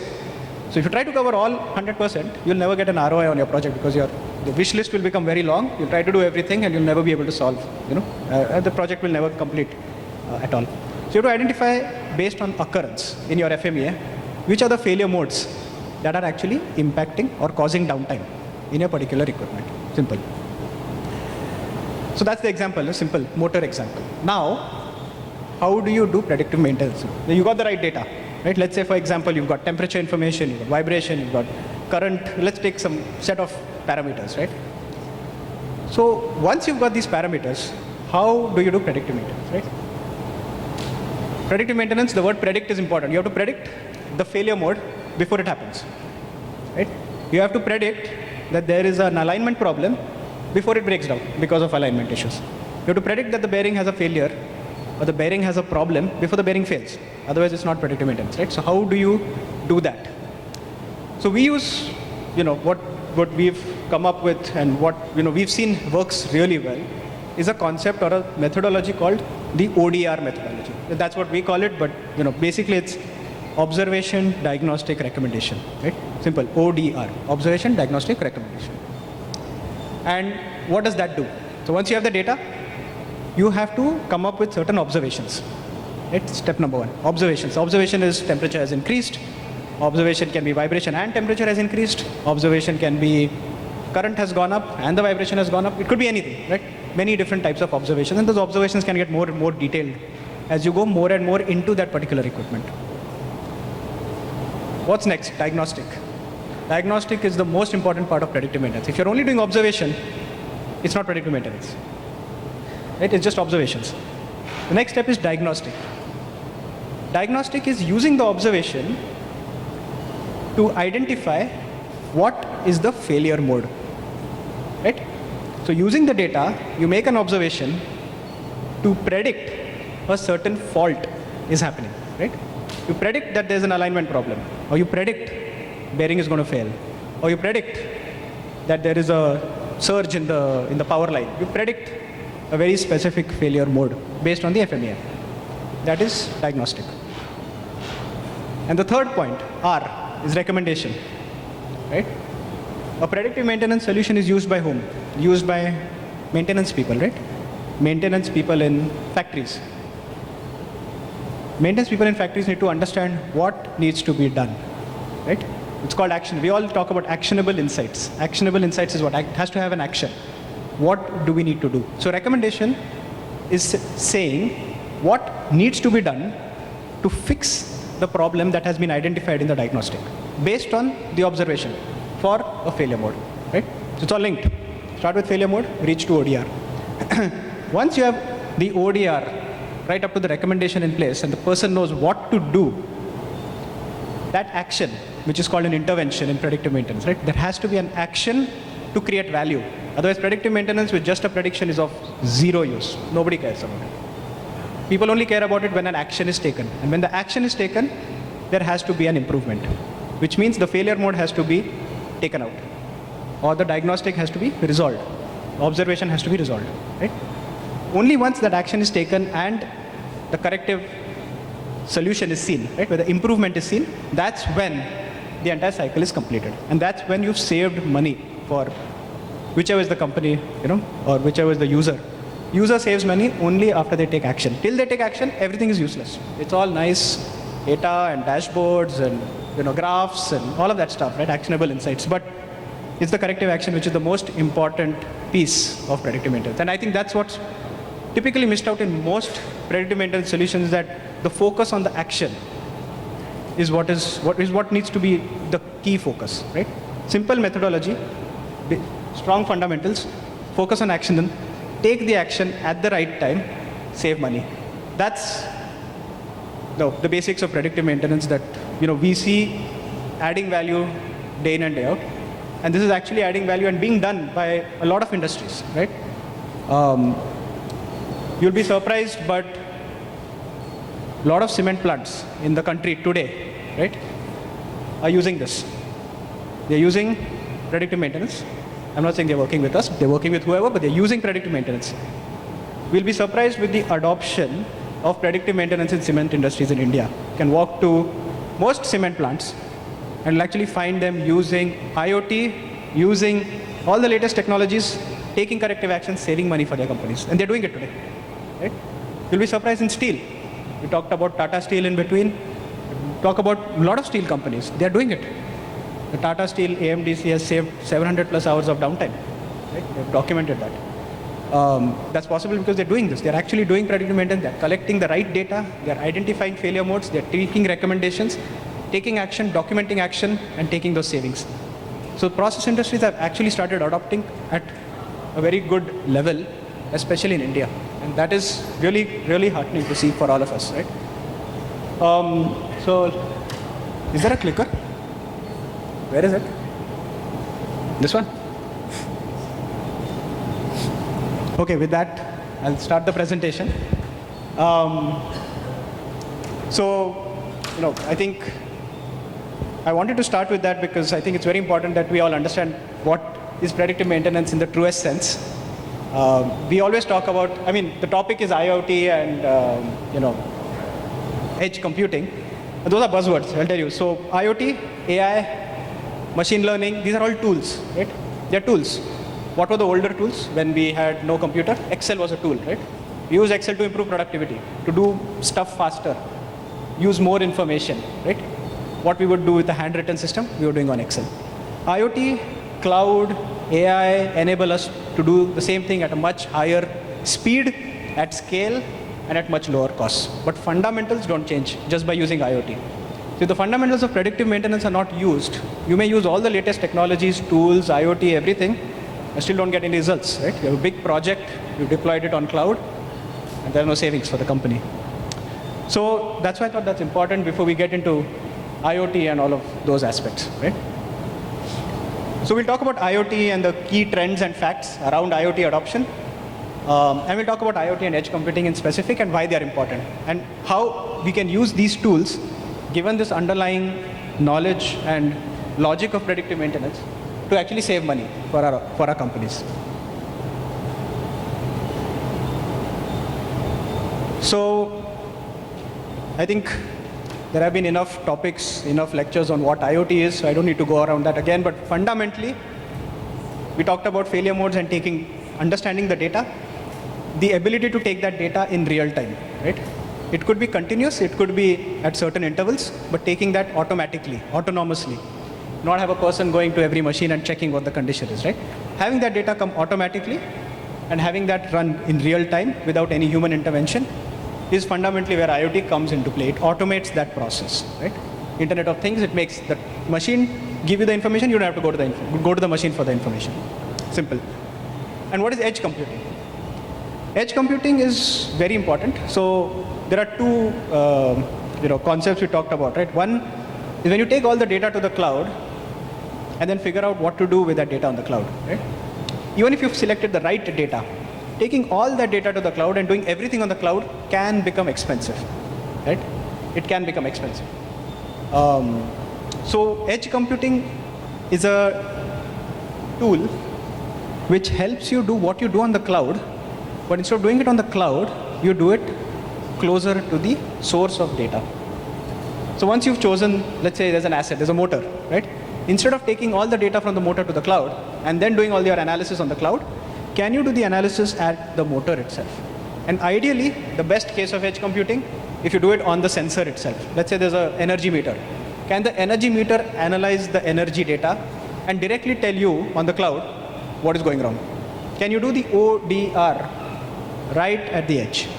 That would be the ideal condition you want to be in, where the motor itself or the gearbox or the heat exchanger or whatever the equipment, CNC machine, itself is telling you what is the problem. You don't have to take it all the way to the cloud to run complex algorithms and spend tons of money on cloud to actually come up with the same result.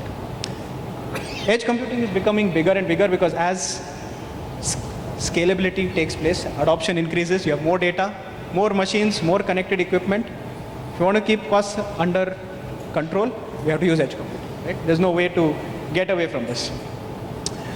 So, predictive maintenance, we talked about it, avoids unplanned downtime, avoids disasters, big impact on health, safety from predictive maintenance, typically missed out in a lot of interactions. Usually predictive maintenance is always talked about saving downtime. Saving downtime is one aspect. The amount of accidents that you can avoid by using IoT and doing predictive maintenance is unprecedented. We've seen 70-80% drop in incidents just by adopting IoT and predictive maintenance. You keep your machines in good health, people will not get hurt by them. Very simple, and it's well proven across the place. And accelerates digitization and sustainable manufacturing and all those other KPIs that we talk about, right, broadly. So again, I think this is what we talked about, right? You have equipment. I just taken an example of a cement plant, kiln, conveyor, silos, fans. You understand the failure modes, identify what data you want, take that data, bring it to cloud, use analytics to come up with ODR, observations, diagnostics, recommendations, deliver insights with high accuracy. So again, this is an important part, like how a lot of us do predictive maintenance projects, right?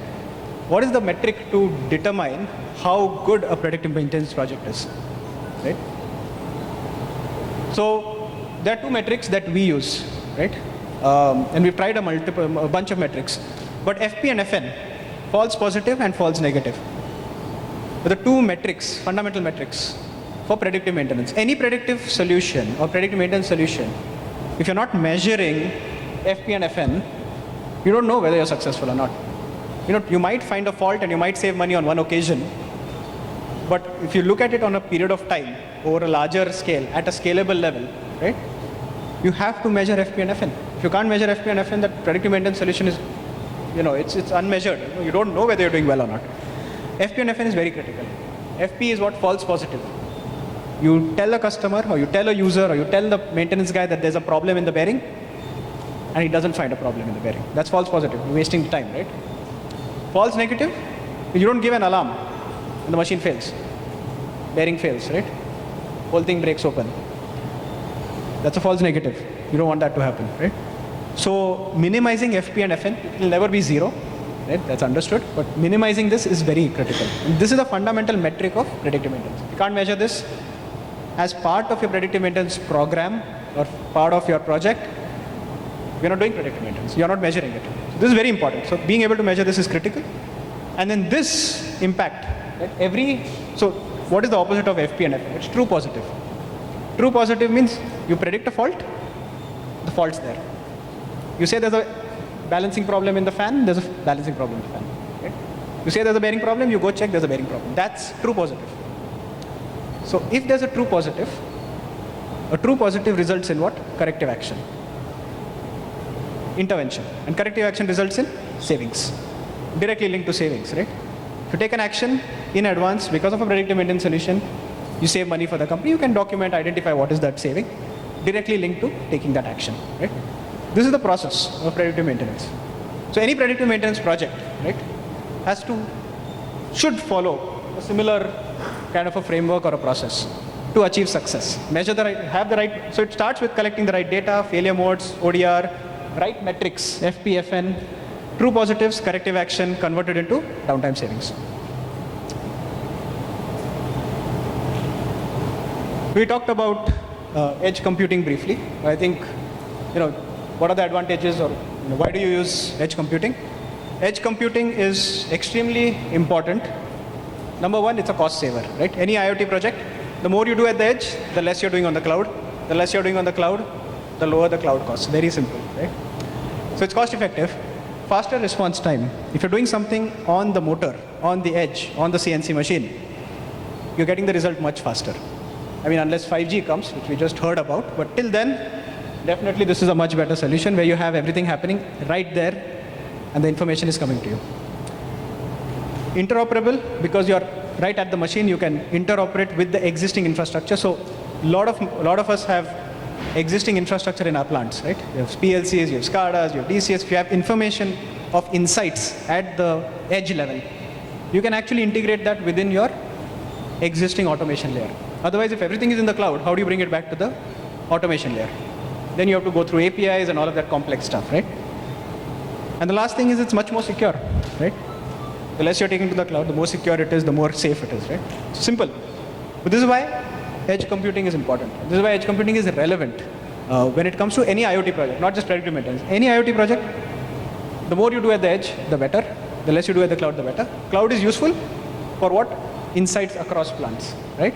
You want to look at a view of your entire plant, you can't do it at the edge, you do it at the cloud. So there's some things where cloud is really important. Or you want to look at really historical data over the last 2 years and to come up with an MTBF calculation or something like that. That's where that could be really useful. So we talked about use cases. So this is from IoT analytics market study that has been done.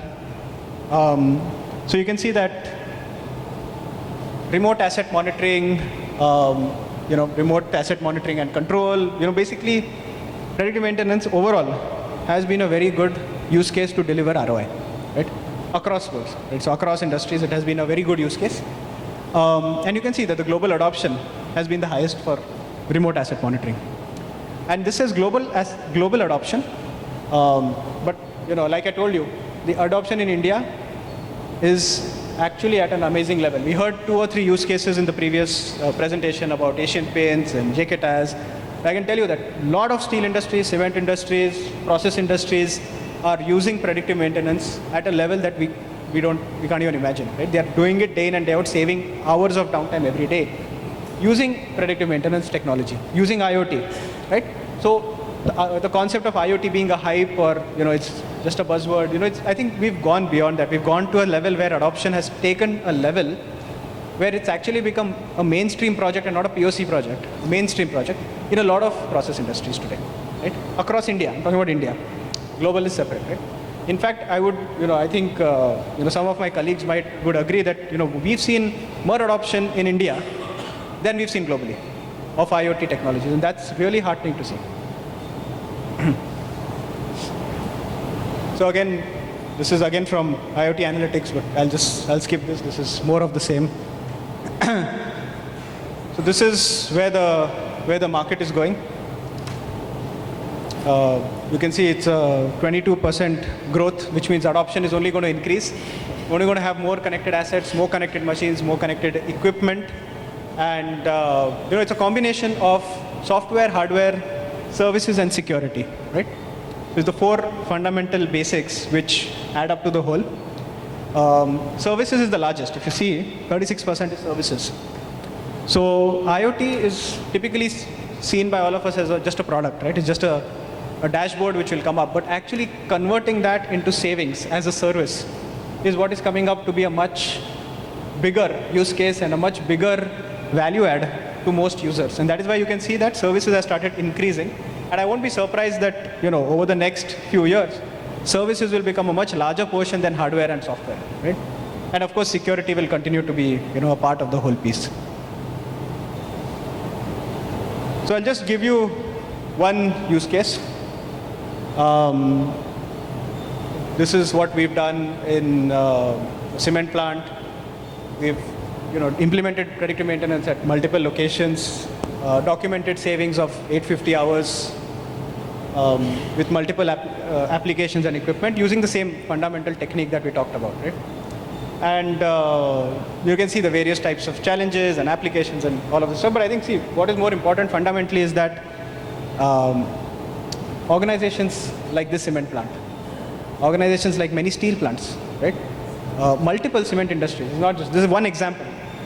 There are at least 4 cement groups in India that I can count and name that actually have delivered this kind of results using predictive maintenance, using IoT, right? And that is what is extremely important that I thought would be to share, that we are today in that age where IoT is being adopted at scale. It is being used by manufacturers and by plants to save money, and that users at the plant level, right? Your maintenance users, or you have production users, or plant heads, they are actually using these technologies on a regular basis to save money for the organization, right?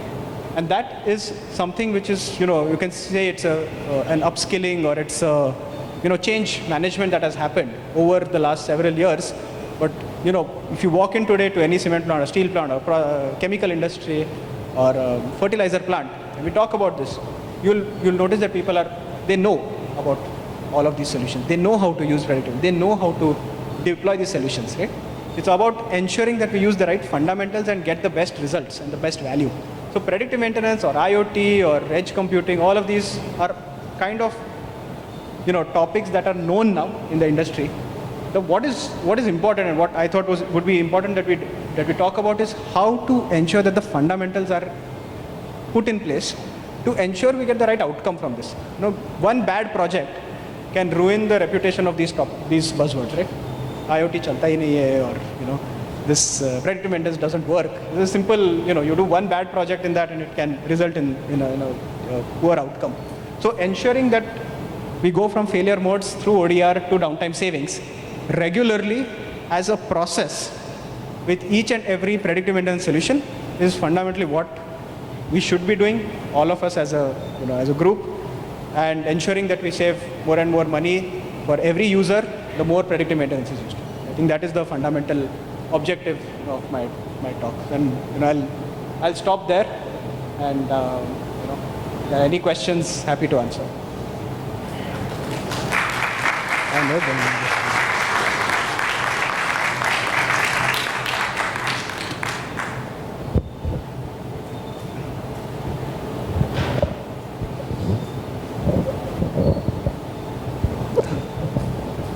Yeah, thank you, Raunak. Actually, for the benefit of audience, I like to tell you that I am the end users of this product. I am from Ultratech Cement Limited.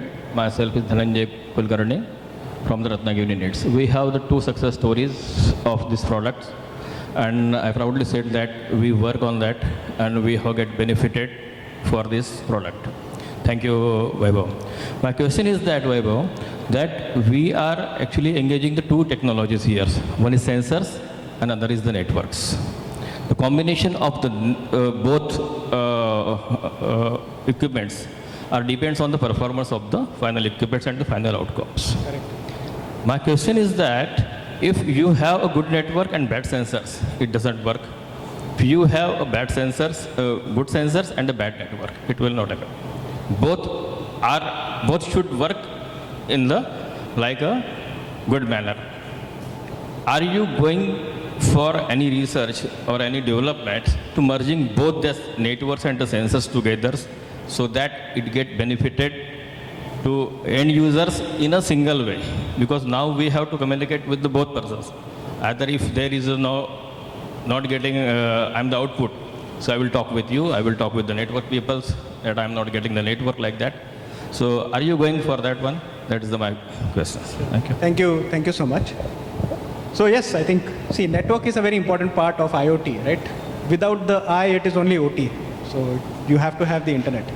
So, so today, most IoT projects, if you look at the process industry, right? Very remote areas. We work with mining areas, iron ore areas, cement areas, limestone belts.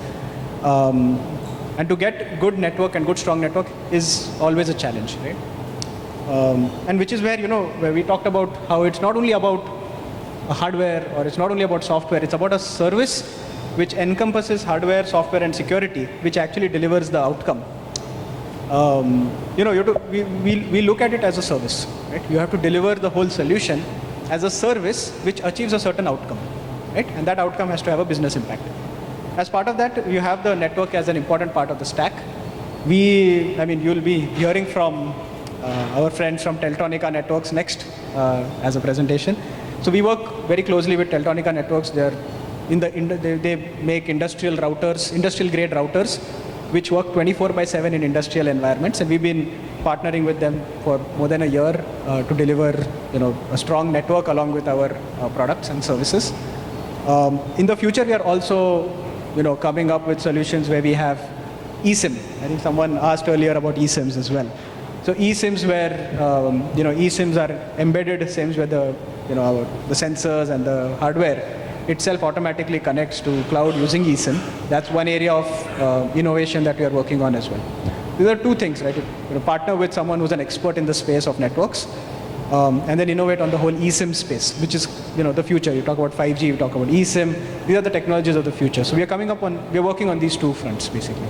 So I hope that answers your question. Oh, well, I think you've almost kind of given him very close to a solution as well.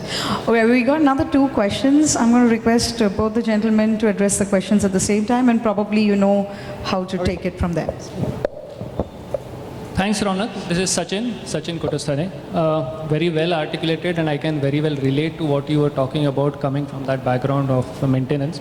My question was that when you talk about predictive maintenance, it's really not just 2 aspects or 2 categories, like we talk about sensors and networks, but really when IoT comes or IIoT comes into picture, it's sensors, networks, applications, as well as the user experience. That's the whole package of IIoT. So my question basically is that when we talk about delivering a predictive maintenance solution, it's not that you deliver it and then you're out. Because there are two other layers, that is the user experience and the application that comes into picture, and then you have a host of other algorithms like random forest and a host of other such applications or tools to carry out that. How do you ensure that this predictive maintenance outcome remains consistent week over week, month over month, year on year? Because your sensor will continue to respond faithfully, but how do you ensure that the environmental feedback is processed rightly, is tuned rightly by the application and given to the user? Before you answer that, so is a question similar to what he asked? All right, then I think, Raunak, you can. Okay, perfect. So, good question. So, he's talking about how to convert how to keep it consistent, right? How to make predictive maintenance consistent week on week, year on year, which is a good question. Like I mentioned, right, it is not only about the hardware or the software or the security, it's about the service. Predictive maintenance delivered as a service on a regular basis, which is a week-to-week basis or a year-to-year basis, is what can actually address the problem, where you work with a predictive maintenance solution provider as a partner to ensure what FP, FN, downtime savings. These should, FP and FN are your key metrics on how the predictive maintenance is performing, and the downtime savings is the outcome that you should see, right? So the more the downtime savings you have, the better it is. One thing that we've seen in predictive maintenance is typically when you start your journey with predictive maintenance, you will have a lot more interventions, a lot more actions that you'll take because your machines have certain faults. But as you fix all the faults, the root causes, let's say foundation problems, let's say structural issues, whatever it is, once you fix all those, the number of corrective actions or the number of interventions actually decreases over time, right? And that should happen. Because too much of intervention is also planned downtime at the end of the day, right? So first you convert unplanned to planned, and then you reduce that planned downtime by reducing occurrence and reducing interventions completely. These are two ways you can ensure you continuously save money for the company using a predictive maintenance solution. And it should be looked at as a service rather than as a product. The moment you look at it as a product, those questions come up. You look at it as a service. It has to be a service which you're using to deliver certain outcome on a regular basis. I hope that answers. Yeah, good afternoon. My name is currently I'm a student and doing my bachelor's in mechanical engineering and specialization in smart manufacturing. So you being a mechanical engineer, you must be knowing that there is a scarcity of mechanical engineers in India, the skillful mechanical engineers in India. So, and one reason for that is the absolute syllabus we have in our colleges, right? So we as students, how can we learn about these upcoming technologies like the ones you said, like the edge computing and predictive maintenance, and how can we apply those technologies in our projects and in internships we do? So, good question. I think you should do internships with companies in the space. There are what, 200 IoT companies in India, right? Or even more, right? 200 plus IoT solution providers. Some of them are even large companies. I think the best way to learn, because see, you and I cannot change the syllabus, right? So the best you can do is actually start doing internships and projects with these companies, and that's the best way for you to learn. Hello. Is that okay? One question. Yes. Out of this ODR, what you told, observation is one challenge, mainly for the random component failure or electronic failure in the process industry, instrumentation. Normally, we try to make system more fault tolerant so that the failure will not affect the plant. But everywhere it is not possible. And to know the failure modes of these random failures is a challenge. So have you done anything on this? Sure. So there are two types of failures. Deterioration related failures and sudden failures, right? Even random failures can be deteriorating over time, right? You don't know when it will happen, but there will be a progression of wear and tear and it will fail, which you can predict. It's a failure mode, you can predict, you can decide what is that data to find that trend and predict it. There are some catastrophic failures. Catastrophic failures where it happens suddenly. 2 ghante mein, everything is fine, in 2 hours, gone, right? And we've seen that in many cases. Motherboard gaya, gone, right? electronic failures are typically catastrophic failures, electronic failures, right? You don't have any current leakage, you don't have any sign of abnormality, and suddenly it fails. So, with catastrophic failures, the only thing you can do, you cannot do much on detectability. The only thing you have to work on from an FMEA perspective is reduce occurrence and reduce severity. How do you reduce severity? By creating redundancy, right? How do you reduce occurrence? By doing more of fault tolerance, which you just said. Try to reduce the occurrence. For example, in electronics, the number one cause that I have seen is humidity. So, panels are open environment, you have dust, you have humidity, you have all of that. And that is the one which reduces the life of the motherboard or life of any electronic system, right? The moment you have good sealing around your panels for all your electronic assemblies, the chances and the occurrences of faults will reduce dramatically. So these are the only two ways, because in catastrophic failure there is no detectability. Nobody can do anything about that, right? So you have to work on reducing severity and reducing occurrence. These are the two ways. Thank you so much, Dr. Bhinge. I guess that would be the last question. The reason being we are a little, as I said, with schedule. Sir, I'm going to request you also to my speakers. I believe they're going to be here for a while. So we've got another 2 sessions to go. Each session is supposed to be 30 minutes to each speaker. I'm going to ask the speakers to please keep note of the time. And then probably we can get more interaction towards the end. It'll be more helpful. With all due respect to everybody's time, we're going to proceed. I'm going to request Mr. Mohit Kumawat to please step forward once again and please felicitate our speaker. Raunak, we're going to have you back once again, please.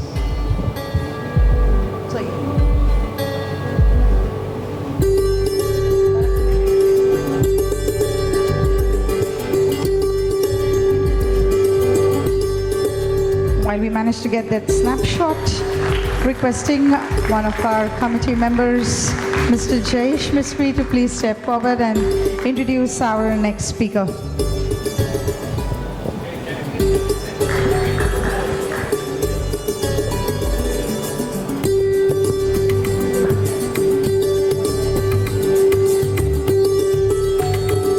Thank you, Mr. Kumar. Thanks, Raunak. Over to you, Mr. Mistry. Good afternoon. We have indeed pleasure to listen some outstanding speakers in the morning. So our next speaker is from Teltonika Network, Lithuania, Ethernet and Wireless Division. He has been part of Teltonika IoT group for 10 plus years. He has moved up in ranks from a sales representative to the leading a company's most ambitious business unit. Earlier, he has occupied multiple different managing roles in the company. DAC and Node Europe department are one of his managed sales region. He is Mr. Vytautas Sventickas. Please join me in welcoming him.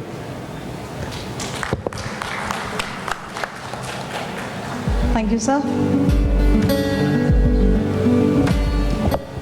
Over to you, Mr. Sventickas. Okay. Hello, everybody. Nice to see the audience. Happy to be in India. A little story behind. I left on 15th of August, so Jai Hind, everybody. Jai Hind. Thank you. And this day is important to me as well because it was my wedding anniversary that day. So my wife wasn't that happy that I'm leaving, but I promise you one thing. So I will ask you all a favor, a small favor. I told her that I will ask everybody to applaud us on the wedding anniversary, and we'll record that for her. Yes. India got its freedom, and you lost yours, probably. Okay. So thank you for that. Thank you for that very much. Well, my wife will be happy about it. So okay, I was introduced already, so won't linger with this slide. And let's take a look on today's agenda. What are we going to see is, first of all, a short introduction about what Teltonika Network is and what we are doing. Then I'm planning to have a small history lesson about all the revolutions of industry. Overview the challenges that we are facing today to move forward to the Industry 4.0. And last but not least, we'll talk about the top things that we need to consider when choosing the right bridge between the equipment in the factory and the user. So let's start. let's start about the Teltonika networks. We are based in Lithuania, as we were represented already. We are in the market for 25th year, and we are one of the leaders in the world when we talk about industrial IoT. What brought us there, where we are today, and why we can boldly speak about what's going next, is that we own all our facilities, starting with R&D, support, marketing, supply department, and so on, and most specifically, production plant. We have 3 production plants. We build them on our own. We have developed them ourselves, and we know what challenges do companies face in the production phases. Therefore, we can boldly speak where to look at and what measures should be taken in order that it will go smoothly. So, to start with, our slogan and our 3 pillars that our company is standing on is reliability, security, and ease of use. These parts must be addressed in any business in order for it to be successful. So we proudly encourage everybody to take this path as well. So, the start of the harmonizing the data in the factory. First of all, we have plenty of things around us, plenty of electronics or whatever. So this remote controller, the screen behind me, this mic, all of them were assembled in the factory without giving a second thought how. However, the processes behind that is pretty magical, complex, and interesting. So this is the glance to one of our factories. We have electronics factories where you can see the SMT lines, you can see some engineers working, behind that AT&T, optical inspection, testing boards, and so on. Okay, well, hi.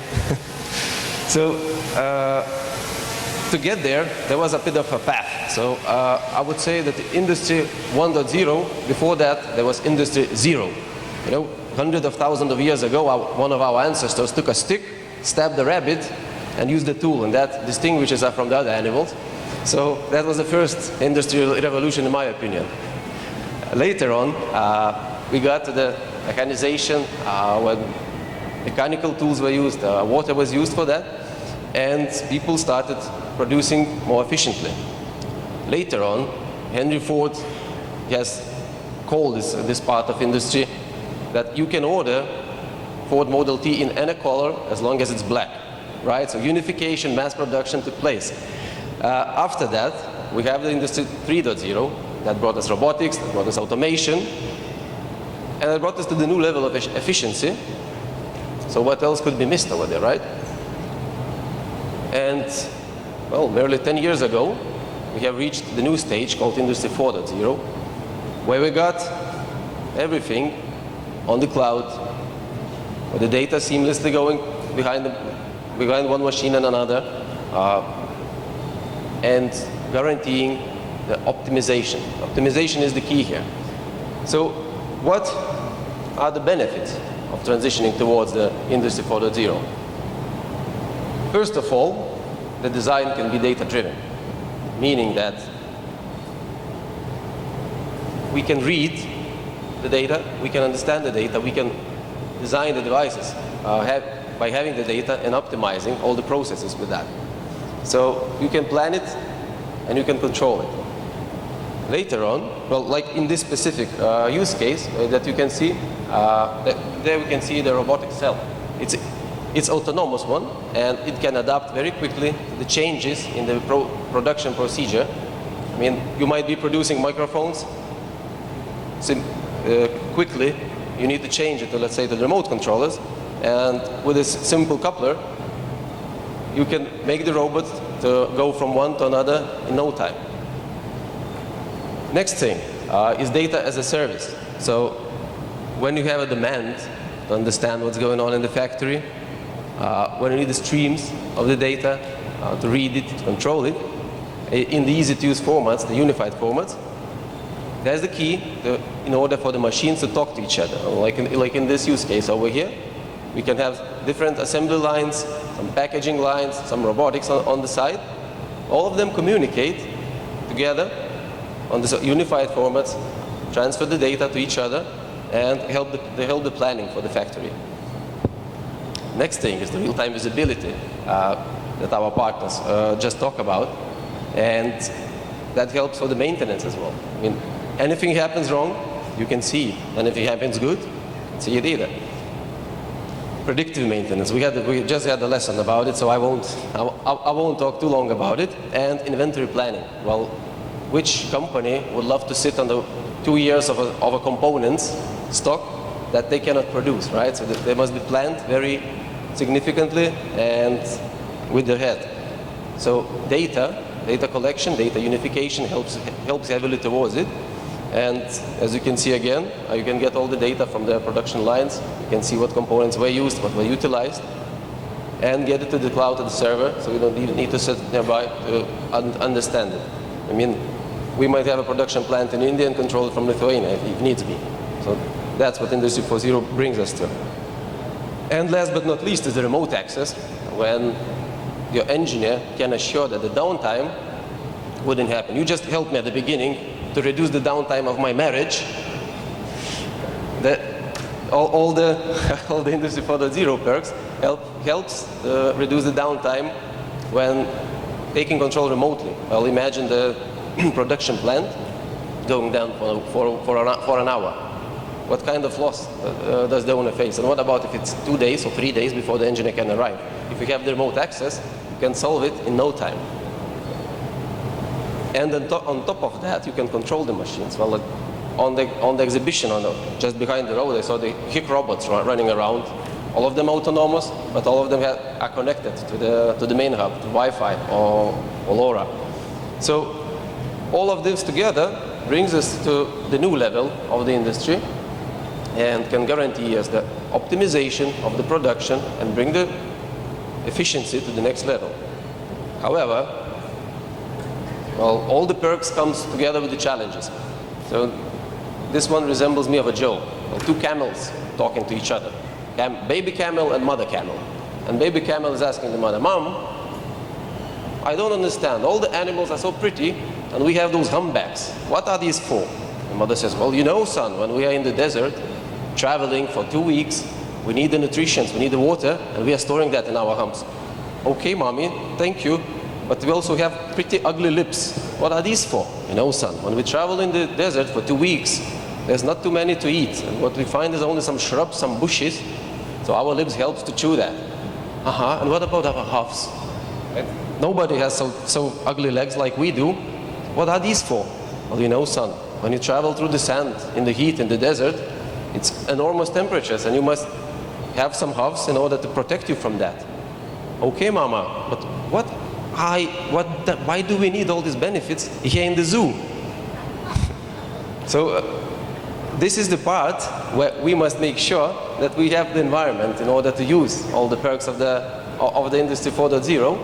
And first of the challenge that we might face is the personnel. We need the qualified personnel. We need engineers that will understand the thing, that will help to create all the processes that run together, and that would make sure that your production runs smoothly.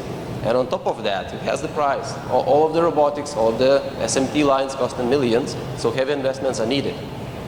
Next thing, there must be IT provider, there must be a company that maintains it and ensures that all the data comes from one point to the other when it must come there. And on top of that, it must be secure, right? You don't want anyone to breach it. Last but not least, there are many different vendors that supply those kind of equipment, robots, SMT lines, engines, motors, drills, and so on. And all of them have their unique protocols or use some different protocols from each other. So you need some equipment that can utilize this data and can help get this data together and work together. Okay, but solving those challenges is worthwhile. As I got some numbers from Statista, we just seen similar numbers 10 minutes ago. So this is the trend in which the IoT is growing, industrial IoT.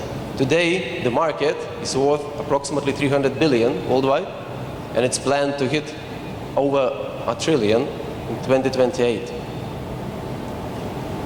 On top of that, the robotics market, it had a down when COVID started, but now it's reshaping. It already reached the pre-COVID levels at 100 billion, and it's scheduled to double by 2028.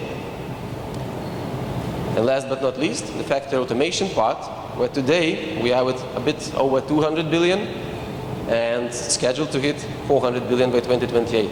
Meaning there's a lot of money, a lot of investments waiting for all of us, and we should roll up our sleeves and get into this market. So one thing we discussed about all the data, all the perks that we have, but there is one question: what unifies all of that? So there's a small topology, and I have an Easter egg. We have one of the devices in my pocket. It will look like Steve Jobs, so don't resemble me with that. It's not that thin. So there's one device that after the show, our colleague Chandra will present to anybody who answers the question, what's missing in the middle? Can anybody help me with that?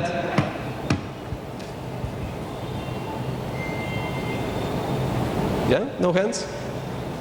Okay, I'll help you with that.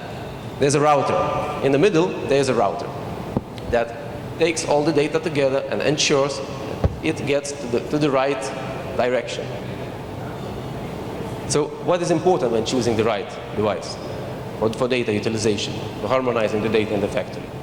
First of all, the project specs. You must make sure that all the project specs are being met. Second thing, there's a personal need.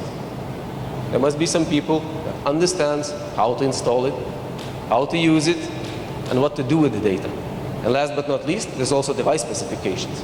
I mean, you might have the best equipment in the world, as long as it doesn't support some specific formats of the data, it will be useless. So that's the three keys that you need to address when choosing the right equipment for the data harmonization in the factory.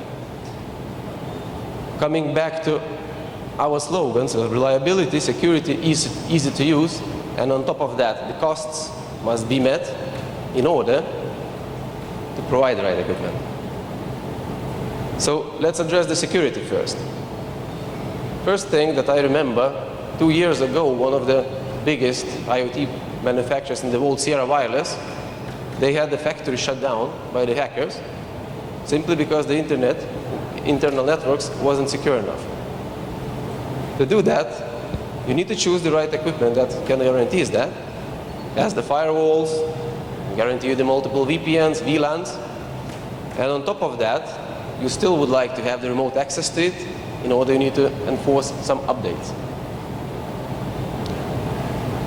Next thing, the equipment must be reliable. You know, it might be the best security if you have a dog in front of your house is the security, but if it falls asleep for 12 hours a day, it doesn't help, right? So you must make sure that it's always running. So there must be some failover options in case the internet fails or the power outlet fails. There must be possibility to have some different WAN options. There must be an access to the end devices. I mean, having an access to the router means nothing if you can't access what's behind it, because nobody cares about the connectivity equipment. They care about the connectivity itself. So there must be an option to get to the end device all the time you need. And of course, you want that device to run in any environment, like high temperatures, high moisture, vibration, shocks, and so on. And last but not least, when anything bad happens, you want to report, like our colleagues from Infinite Data just mentioned. Next, and that's pretty important as well, that personnel and skilled personnel is very expensive resources. Well, most expensive resources are our people, and therefore easy to use is one of the keys when we come to the point that when we're choosing the data equipment. And support availability online, that anytime you need the help, you get the help, is also a key. Then the UI, user interface, must be friendly in order to not mess you around. As I say, my grandma must understand it, otherwise it's not a thing for me. And operational system is one of the things that assures that. Last but not least, the configuration part should be easy. So you can make sure that any process in factory can be changed quickly, seamlessly, and without too much of a hassle. And it must be easy to get remotely, to manage remotely, and to do the changes remotely. Last part is the costs, yeah, and pretty important one. And anytime we have a client coming up in India, first time we discuss is the price. Afterwards we come to the features, and it turns out the features are the most important, even though they don't show that. So I'm happy that we get a good negotiation bargains here. So thank you for that. Thank you for the training, guys. But for the costs, it's not only the price, but it's also the features you get for it. It's also the need for additional components. It's also the time spent for installation. I mean, it might be the cheapest device, but if you can't put it inside, well, it's worthless. And the platform that operates also is a question, and the maintenance. So all those stuff consists in the costs. So those 4 points, security, reliability, ease of use, and cost, gives the answer what needs to be addressed when choosing the right hardware for the data harmonization in the factory. Teltonika Networks is one of the companies that can guarantee you that, together with the partnering companies, because we ourselves, we are a hardware team, but we are aiming heavily with the companies like we just discussed. Infinite Uptime success story, where they had a challenge to reduce the factory downtimes, to improve the reliability of assets, like the engines, like the gears, and to make sure that manufacturing goes sustainably. What was the solution? There were some sensors for the temperature, for the oil pressure, for the leakage. Real-time data was collected, and in this case, the predictive maintenance can be guaranteed. And in case there's a breach, in case there's some kind of failure, the reaction is on time. Therefore, the customer at the end was so happy that they could reduce the downtime by 250 hours in 6 months. Okay, I just counted, if it's a regular work week, it's a single month and half a year. So saving that is a breakthrough solution into the market, and that's what Industry 4.0 guarantees ourselves. So harmonizing the data in the factory is essential today. If you want to be a successful company, the production company, you must take care of the data that you have there and utilize it. That is about my presentation. Thank you for your attention, and time for questions.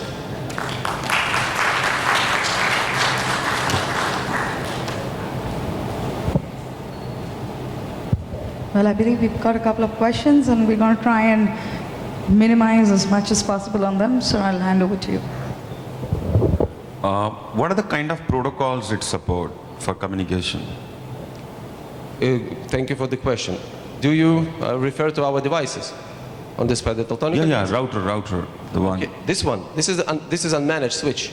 Actually, it's an industrial unmanaged switch. So in this case, it's Ethernet protocol. But if you are looking on the whole portfolio, the protocols are really broad, starting with MQTT, VPNs. But on top of that, we definitely have the rest, and so on. So I would encourage you to take a look at wiki.teltonikanetworks.com and find it all there. But thank you for the question. Yeah, my question is about software-defined networking. So do your products and devices support that? And in terms of security, how does your device secure itself? Because it's the core of connectivity, right? Connecting multiple stuff. Does it have features like intrusion prevention, detections, anything similar to that, so as to ensure security for itself and the other devices it communicates with? Thank you for the question. I'll start from the security part. Like I mentioned at the beginning, we do own all our facilities, including the R&D, and in there we have at the moment 120 guys developing our system all the time. Our units are based on Linux, OpenWRT. Therefore, we have all the security patches, the fastest they are available in the market. And to ensure it, there are many different ways to do it. I mean, starting with VLANs, VPNs, many different VPN protocols, and firewalls inside the unit. And the first part of the question was software. Yeah? So with the software part, We ourselves do have a software for the remote maintenance. However, the biggest value of our partners is that our devices are capable to run with any software that supports the connectivity protocols like TR069, VRRT, and so on. So the key value of Teltonika networks is when combining that together with one of our partnering companies like Infinite Uptime. I hope I answered the question. So what is the speed it supports? Speed of the switch. Of the switch? Yeah. This one should be gigabit, I think. Yeah, should be 1 gigabit. Okay, because the future, day by day, the future getting extended. So now it's Wi-Fi 7 came. So it almost go beyond the gigabytes. So it will support to the future because we are investing a lot of money for this device. In the next 5 years, we got the more sensors, more speed of whatever the router is there. So is that possible to upgrade your things or by software, or you need to change by the hardware? Speed is defined both by software and the hardware. What we found out so far that in the factory, very seldom that we have a request to provide the gigabit switches. Most of the time, 100 megs is sufficient. However, like I said, our R&D is working 24/7. Well, okay, they are not working 24/7. They have weekends, they have families, so they're working whole week, but working on optimizing and creating new devices. So this year, solely on the switch part, we are releasing 12 new devices, starting from small 5-port industrial ones, ending up with 48-port enterprise switches with the 4 SFPs. So talking about the speeds, we would have all of range that you need, starting with 100 megs, ending up at 2.5 gigabit, and in the future probably 10 gigabit as well. And if you talk about the mobile part, right now we are leading company in the world when we're talking about the LTE 4G.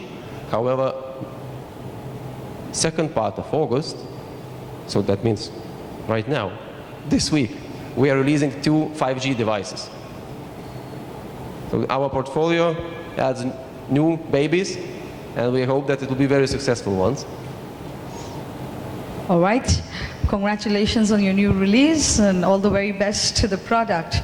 Thank you, team Teltonika. I think they're going to be around for a while. So in case you have any more questions, we would be taking them later. But now I'm going to request Mr. Misri to step forward once again and please felicitate our speaker. So please stay.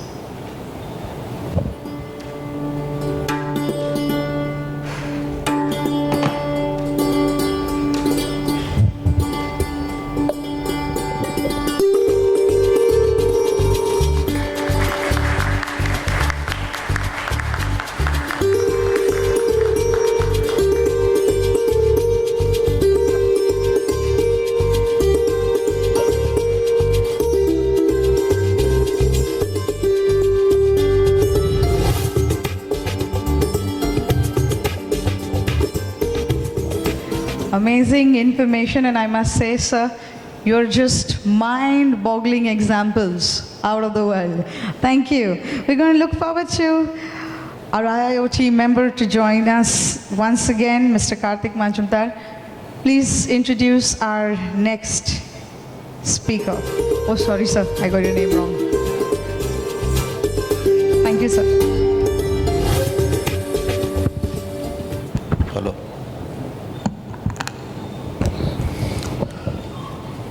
Good afternoon. I have honor and privilege to introduce Mr. Shyam Gupta, Senior VP of Products, Lincode.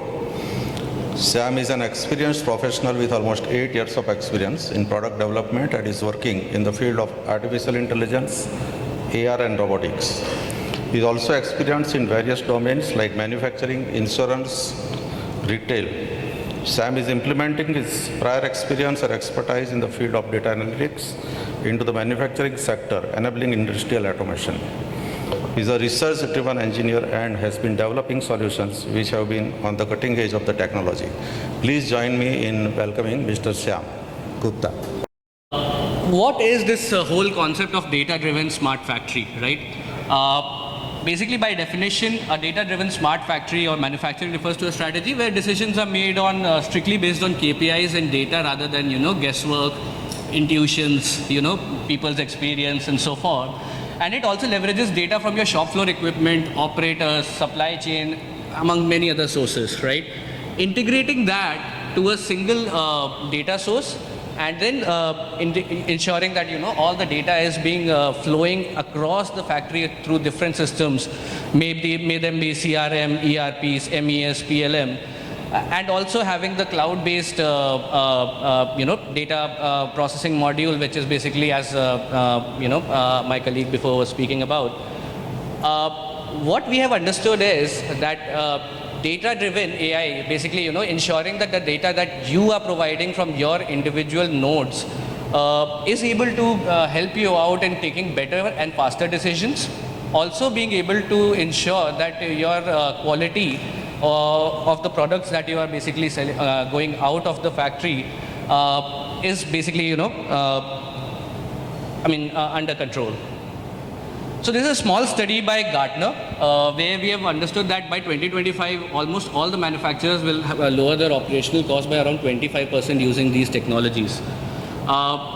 There are already smart factory initiatives, which are kind of in the beta or an alpha phase in most of the factories. And 3 of the 5 manufacturers, this is according to Gartner, will have to stall their smart factory initiatives because their supply chain is not adhering to those norms, right? And then there's last piece, which is the intelligent composable business. Organizations that have adopted to a composable approach will be outpacing their competitors, most likely in 80% of all their new initiatives that they're implementing. This includes, AI, this includes IoT, this includes your, new age technologies, robotics, AGVs, and all those things. Now, what are we looking at in terms of, where are we losing out when we are not utilizing the data? And specifically because this presentation, we are talking about the importance of metadata. We have seen that almost $605 billion cumulative loss is basically a lost value because manufacturers are not able to utilize that data to, in the various use cases. Another thing is the non-production departments, right? As of now, we have seen that a lot of manufacturers are focusing on the production floor, shop floor automation, right? But we are not thinking about the non-production departments, how they are able to, how the data that is coming in from them are not giving us the kind of business insights that we should be incorporating in our decision-making process, right? And again, the data loses its value because there's a factor of speed. If you're not able to get the data on time, you're basically losing out the value of that data, right? And of course, there is an increased production value that you're getting out of this because by utilizing the data, because obviously you have predictive maintenance, you're enhancing your workforce management, you're ensuring that you have a reduced equipment downtime. So what people are obviously saying is that, smart factory solutions will be the main drivers in the coming years. And they will believe that, all these technologies will transform the way that they are also producing their products. Now, I'll specifically talk about, the QA process that goes about in most of the manufacturing facilities. What we've seen is that, this is a typical QA cycle that most of the manufacturers would be following. We've seen a huge demand for vision-based intelligence, especially from a QA and process control perspective. So it starts off from the first product sample when it's made, and you have the first check that happens. From there, all the way till the time we are seeing the warehousing applications, packaging, the quality insurance, the overall quality control, full inspection. So all of these stages that you're seeing highlighted in the green boxes become a candidate for visual inspection in some way or the other.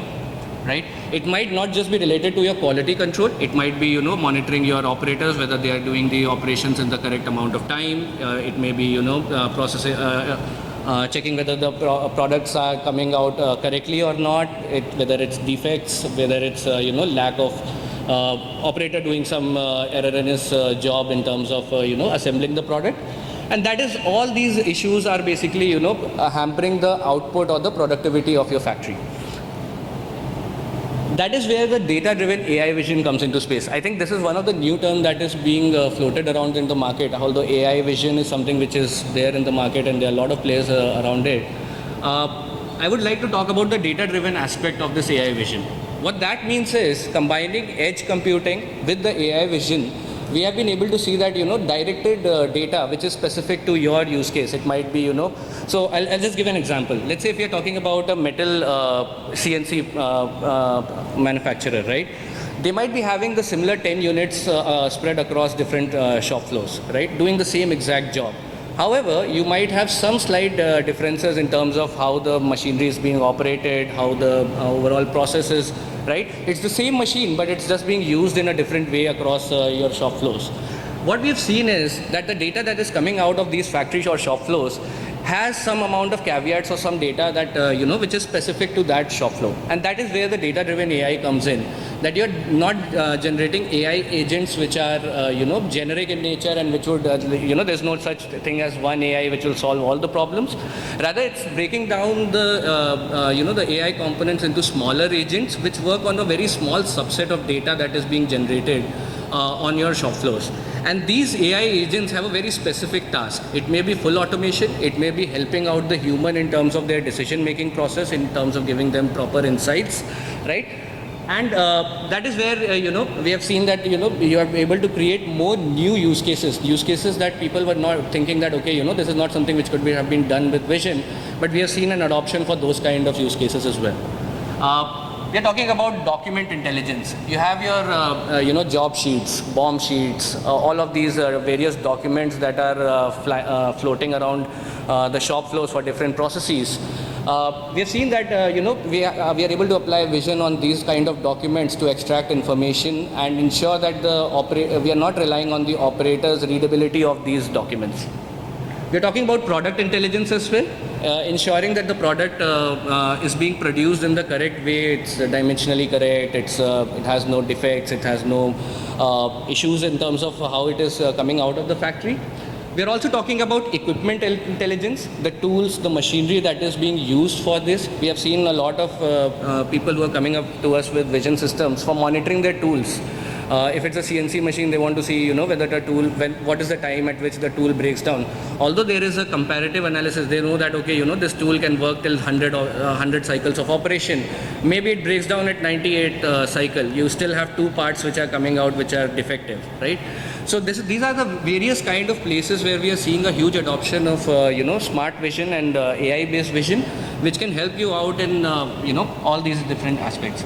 And the last is people intelligence, as I spoke about earlier, ensuring that your operators are monitored, ensuring that, the cycle time that each operator is taking is monitored properly, and also ensuring that the overall process is not getting delayed because of reworks that are being done by the operators. Now, when you combine that with automation, augmentation, compliance, and innovation, right, all of these departments come up, you can see a plethora of use cases that are coming up for the businesses. If I talk about the automotive industry, to be very specific, this is one of the studies from Gartner again, where we have seen that visual damage estimation has been one of the key use cases where we are seeing a lot of business value. We have already seen a lot of feasible solutions in terms of what can be achieved with these kind of softwares. And we have also seen that there's a lot of innovation coming in terms of ensuring that the visual damage estimation is completely cleared out in an automated way. The other second use case is the manufacturing quality control, ensuring that, as I was mentioning, ensuring that the tooling is working properly, the operators are working properly, right? So this just ensures that the process and the quality that with which you are producing the your product. And again, we have seen, if you see the cost reduction side of things, this is where we have seen the a major boom in terms of the cost reduction that we are getting. The third one which I would talk about is the manufacturing process optimization. This is again, ensuring that you are spending less time in terms of, inspecting the product and more time in terms of, producing the overall product.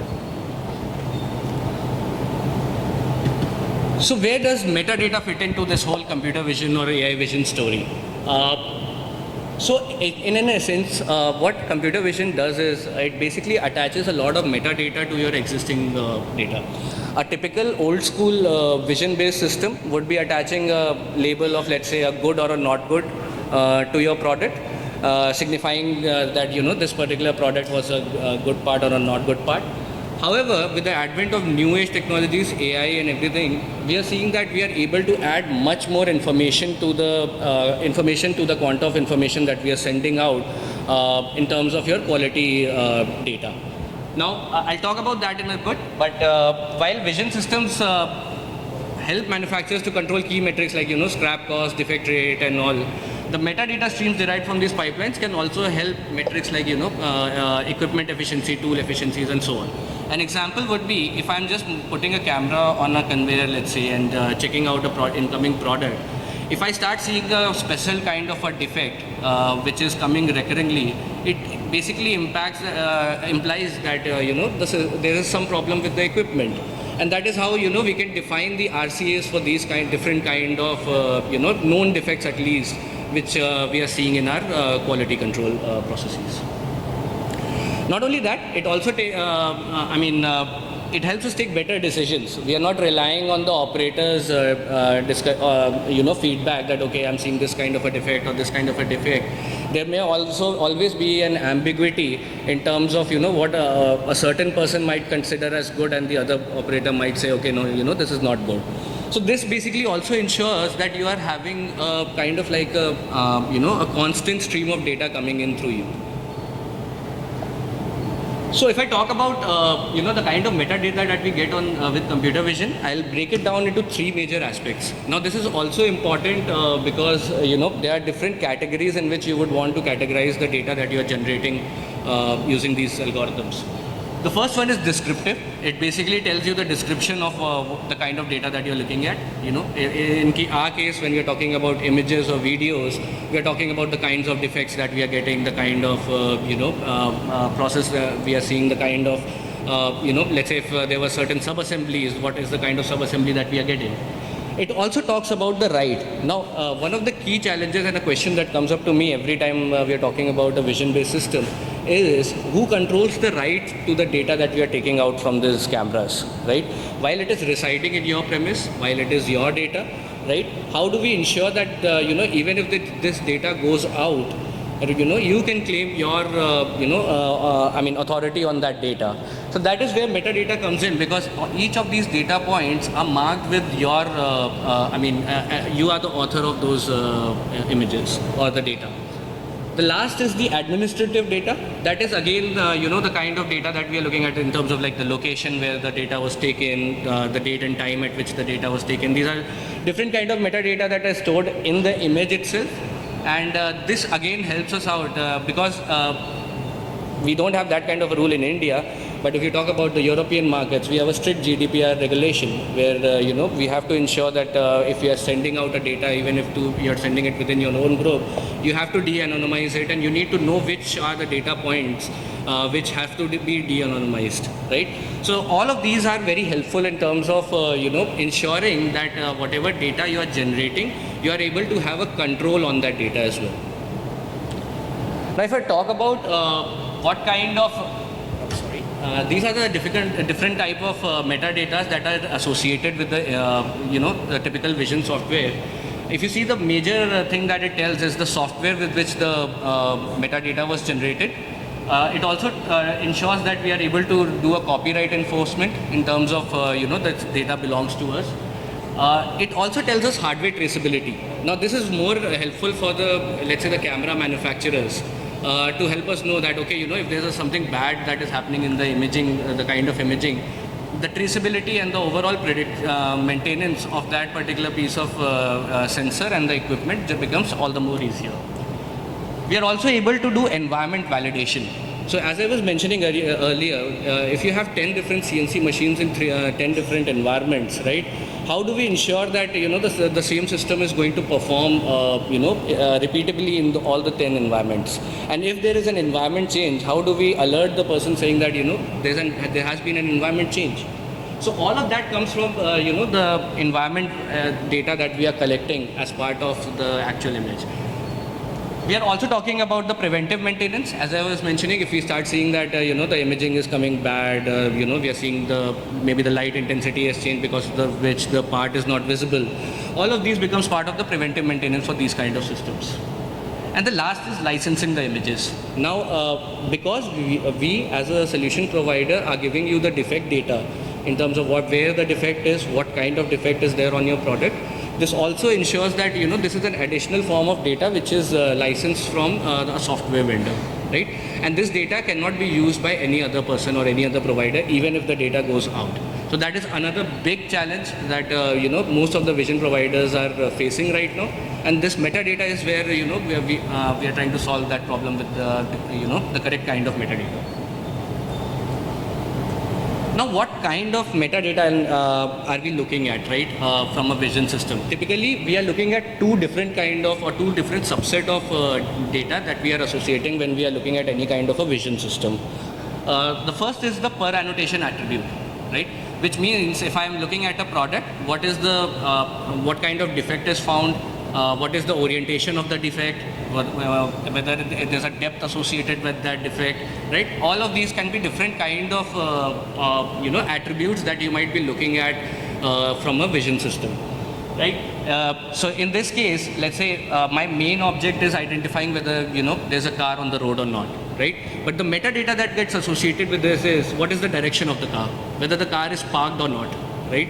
So these are different kind of data points which might not be helping you out in your actual use case of detecting the car, but it does tell you additional information to which if there is a further drill down or a business insight required, you always have data available with you for creating those kind of insights. The second one is label hierarchies, which is basically something which is, if you can see this diagram, right? We might look at an entire car. We can start breaking down the car into different sub-assemblies, right? And within that sub-assemblies also we can have, various other sub-components or child components which are going in, right? So what happens is when we are basically enhancing these kind of, so this basically helps the OEMs or the providers to inherently get a full traceability to the last nut and bolt that they are putting in on their product, right? So we know that if this is a car and if every component has been inspected through a vision system, we have a full traceability to the last nut and bolt of the car. And this is very important because in case of failure, if you have to point down that, okay, what was the reason where, why this error or this issue might have happened, it is easier for, for an OEM or a manufacturer to understand and, drill down the entire, issue using this kind of a data. This is again just ensuring that you have a lot of metadata associated with the actual. Maybe the actual data that you are using is only good and not good. That is your eventual data point, right? But having this kind of a drill down available for you also helps you out in terms of compliance, also helps you out in terms of, overall traceability of the product that is going out. This is an example. So basically, if you can see here, this is a typical report that is generated from our system for any of the products. You can see if you have the use case, you have the timestamp at which the part was inspected, you have the status, you have the feature info as well as the defect info, what kind of defect was found, and the major important thing is this image with the, So this is the major information chunk where you're giving the, the box telling that, okay, this is where the defect is found. Now this is something which majority of the vision providers as of today are not looking into, right? They are not looking at sending out this kind of a data or sharing this kind of a data with the, so that is where a huge advantage for a manufacturer comes into place, because you are able to now not just say that, okay, this overall product is bad. You're able to drill down and tell exactly where the product is bad and what is the kind of defect that you have found out. Okay, and now I'll just talk about how do we ensure that, whatever data we are generating, whatever imaging that we are generating is good or not. So we have to, so there are like a couple of pointers which ensure that, what is a good metadata, if you are getting an image, whether it's a good image or not. So the first aspect is completeness. the data is complete or not. If we have an incomplete stream of data, you can never consider that as a good metadata. The accuracy, the repeatability of the product, which I was talking about, right? Whenever you are generating the data with the repeatable results and the same accuracy. The third is conformance to expectation. Now, this is something which is highly important for the manufacturers, whether the data that I'm getting is conforming to my expectations or not. If I'm getting the data which is, I'm giving you a gibberish stream of numeric data, with which you're not able to, translate and gain insights out of it, that data is not useful to you. Accessibility is another big challenge that we want to talk about in terms of, because this data is continuously growing, right? As of now, when we talk about, let's say, a small camera system that we are putting in, we are looking at around 10 megabytes of data pushing through every second, right? How do we access this data across different nodes, right? How do we ensure that this data is available across the shop floors to whoever is the party who wants to access to that data? So accessibility is a big challenge for ensuring that we are utilizing the data in the correct way. There also has to be logical consistency and coherence. Your data should not have logical inconsistency. It should not be you should not have spikes and troughs in terms of the data that you're getting, so that you're not able to interpret the data. Or maybe you have designed an insight on the data based on some distribution, and tomorrow the distribution itself changes. The insights that you have built will start giving you out wrong results. The timeliness, as I was mentioning, if you're not getting the correct data at the correct time, that data has of little or no use for you. And last is provenance. Basically, there should be a provenance in terms of how the data is able to solve the problem for you, right? So with this, if we are able to at least from the systems that we are working out, both from a software and hardware side, these are the 6 or 7 major components that we are looking at in terms of providing you with the solution. Now, this would help you out in terms of, ensuring that whatever results you're getting, you don't have to cross-validate it again. Once you have proven out the system, and once you have proven out that, we are getting the similar kind of data stream, we would be getting this, a repeatable result from any of these kind of vision systems. That would be all from my end. I'll be happy to answer any questions. Thank you so much.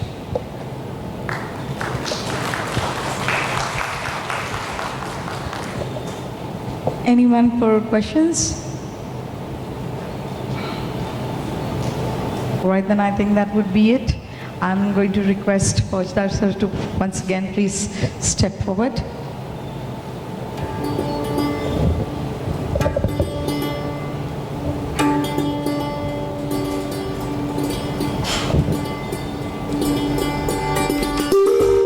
A big thank you to all our speakers for today.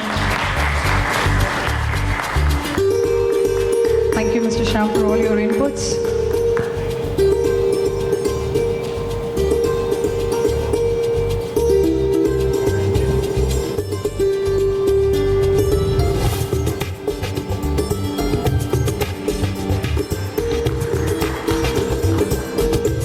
Thank you so much, gentlemen.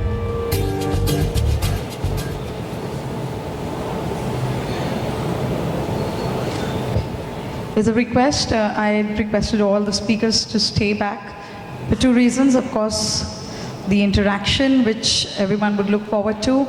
And now we would like to also request you if you can step forward for a picture, please. We'd like to capture this moment and keep a memory. So all the IIoT committee members who are around, please, we're going to request you to please step forward. And the speakers for today. So please, thank you.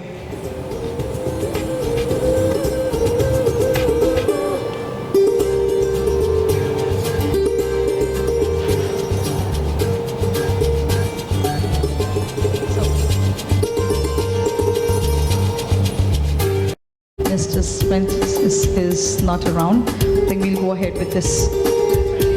There.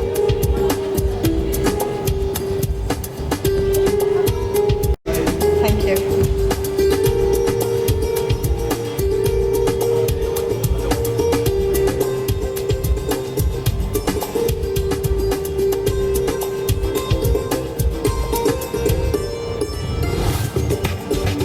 just want to make sure we're not left out on any of our committee members, IIoT committee members.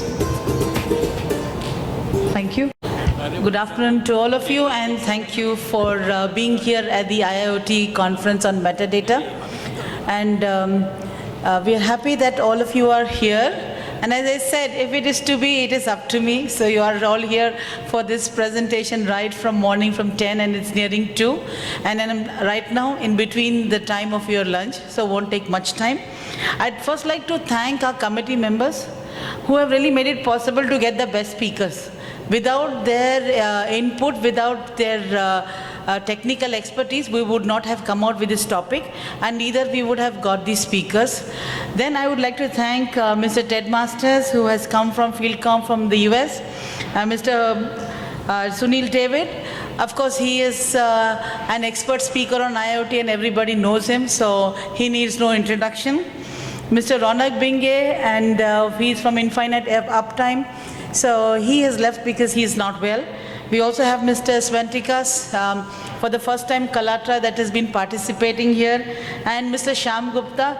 Of course, it was a fantastic presentation from all of you. Thank you very much. And we have lots of the technology that you're going to see on display in the hall number 1. And we have Lincode as well as Kalatra, both of them participating, and also the Fieldcomm. They have their booths in the Automation Exhibition. Please do visit their booths. I'd like to extend a special thanks to Mr. Karthik Foshdar. He is the Vice President Control Instrumentation of Reliance Industries, and Mr. Mohit Kumawat, who is the country head for Advantech. I was thinking that I missed your designation. So for Advantech, and Advantech has a very big booth, and they have live demos that are going on. So thank you, sirs, both of you. And so time for lunch. Thank you. Thank you so much, Jyoti.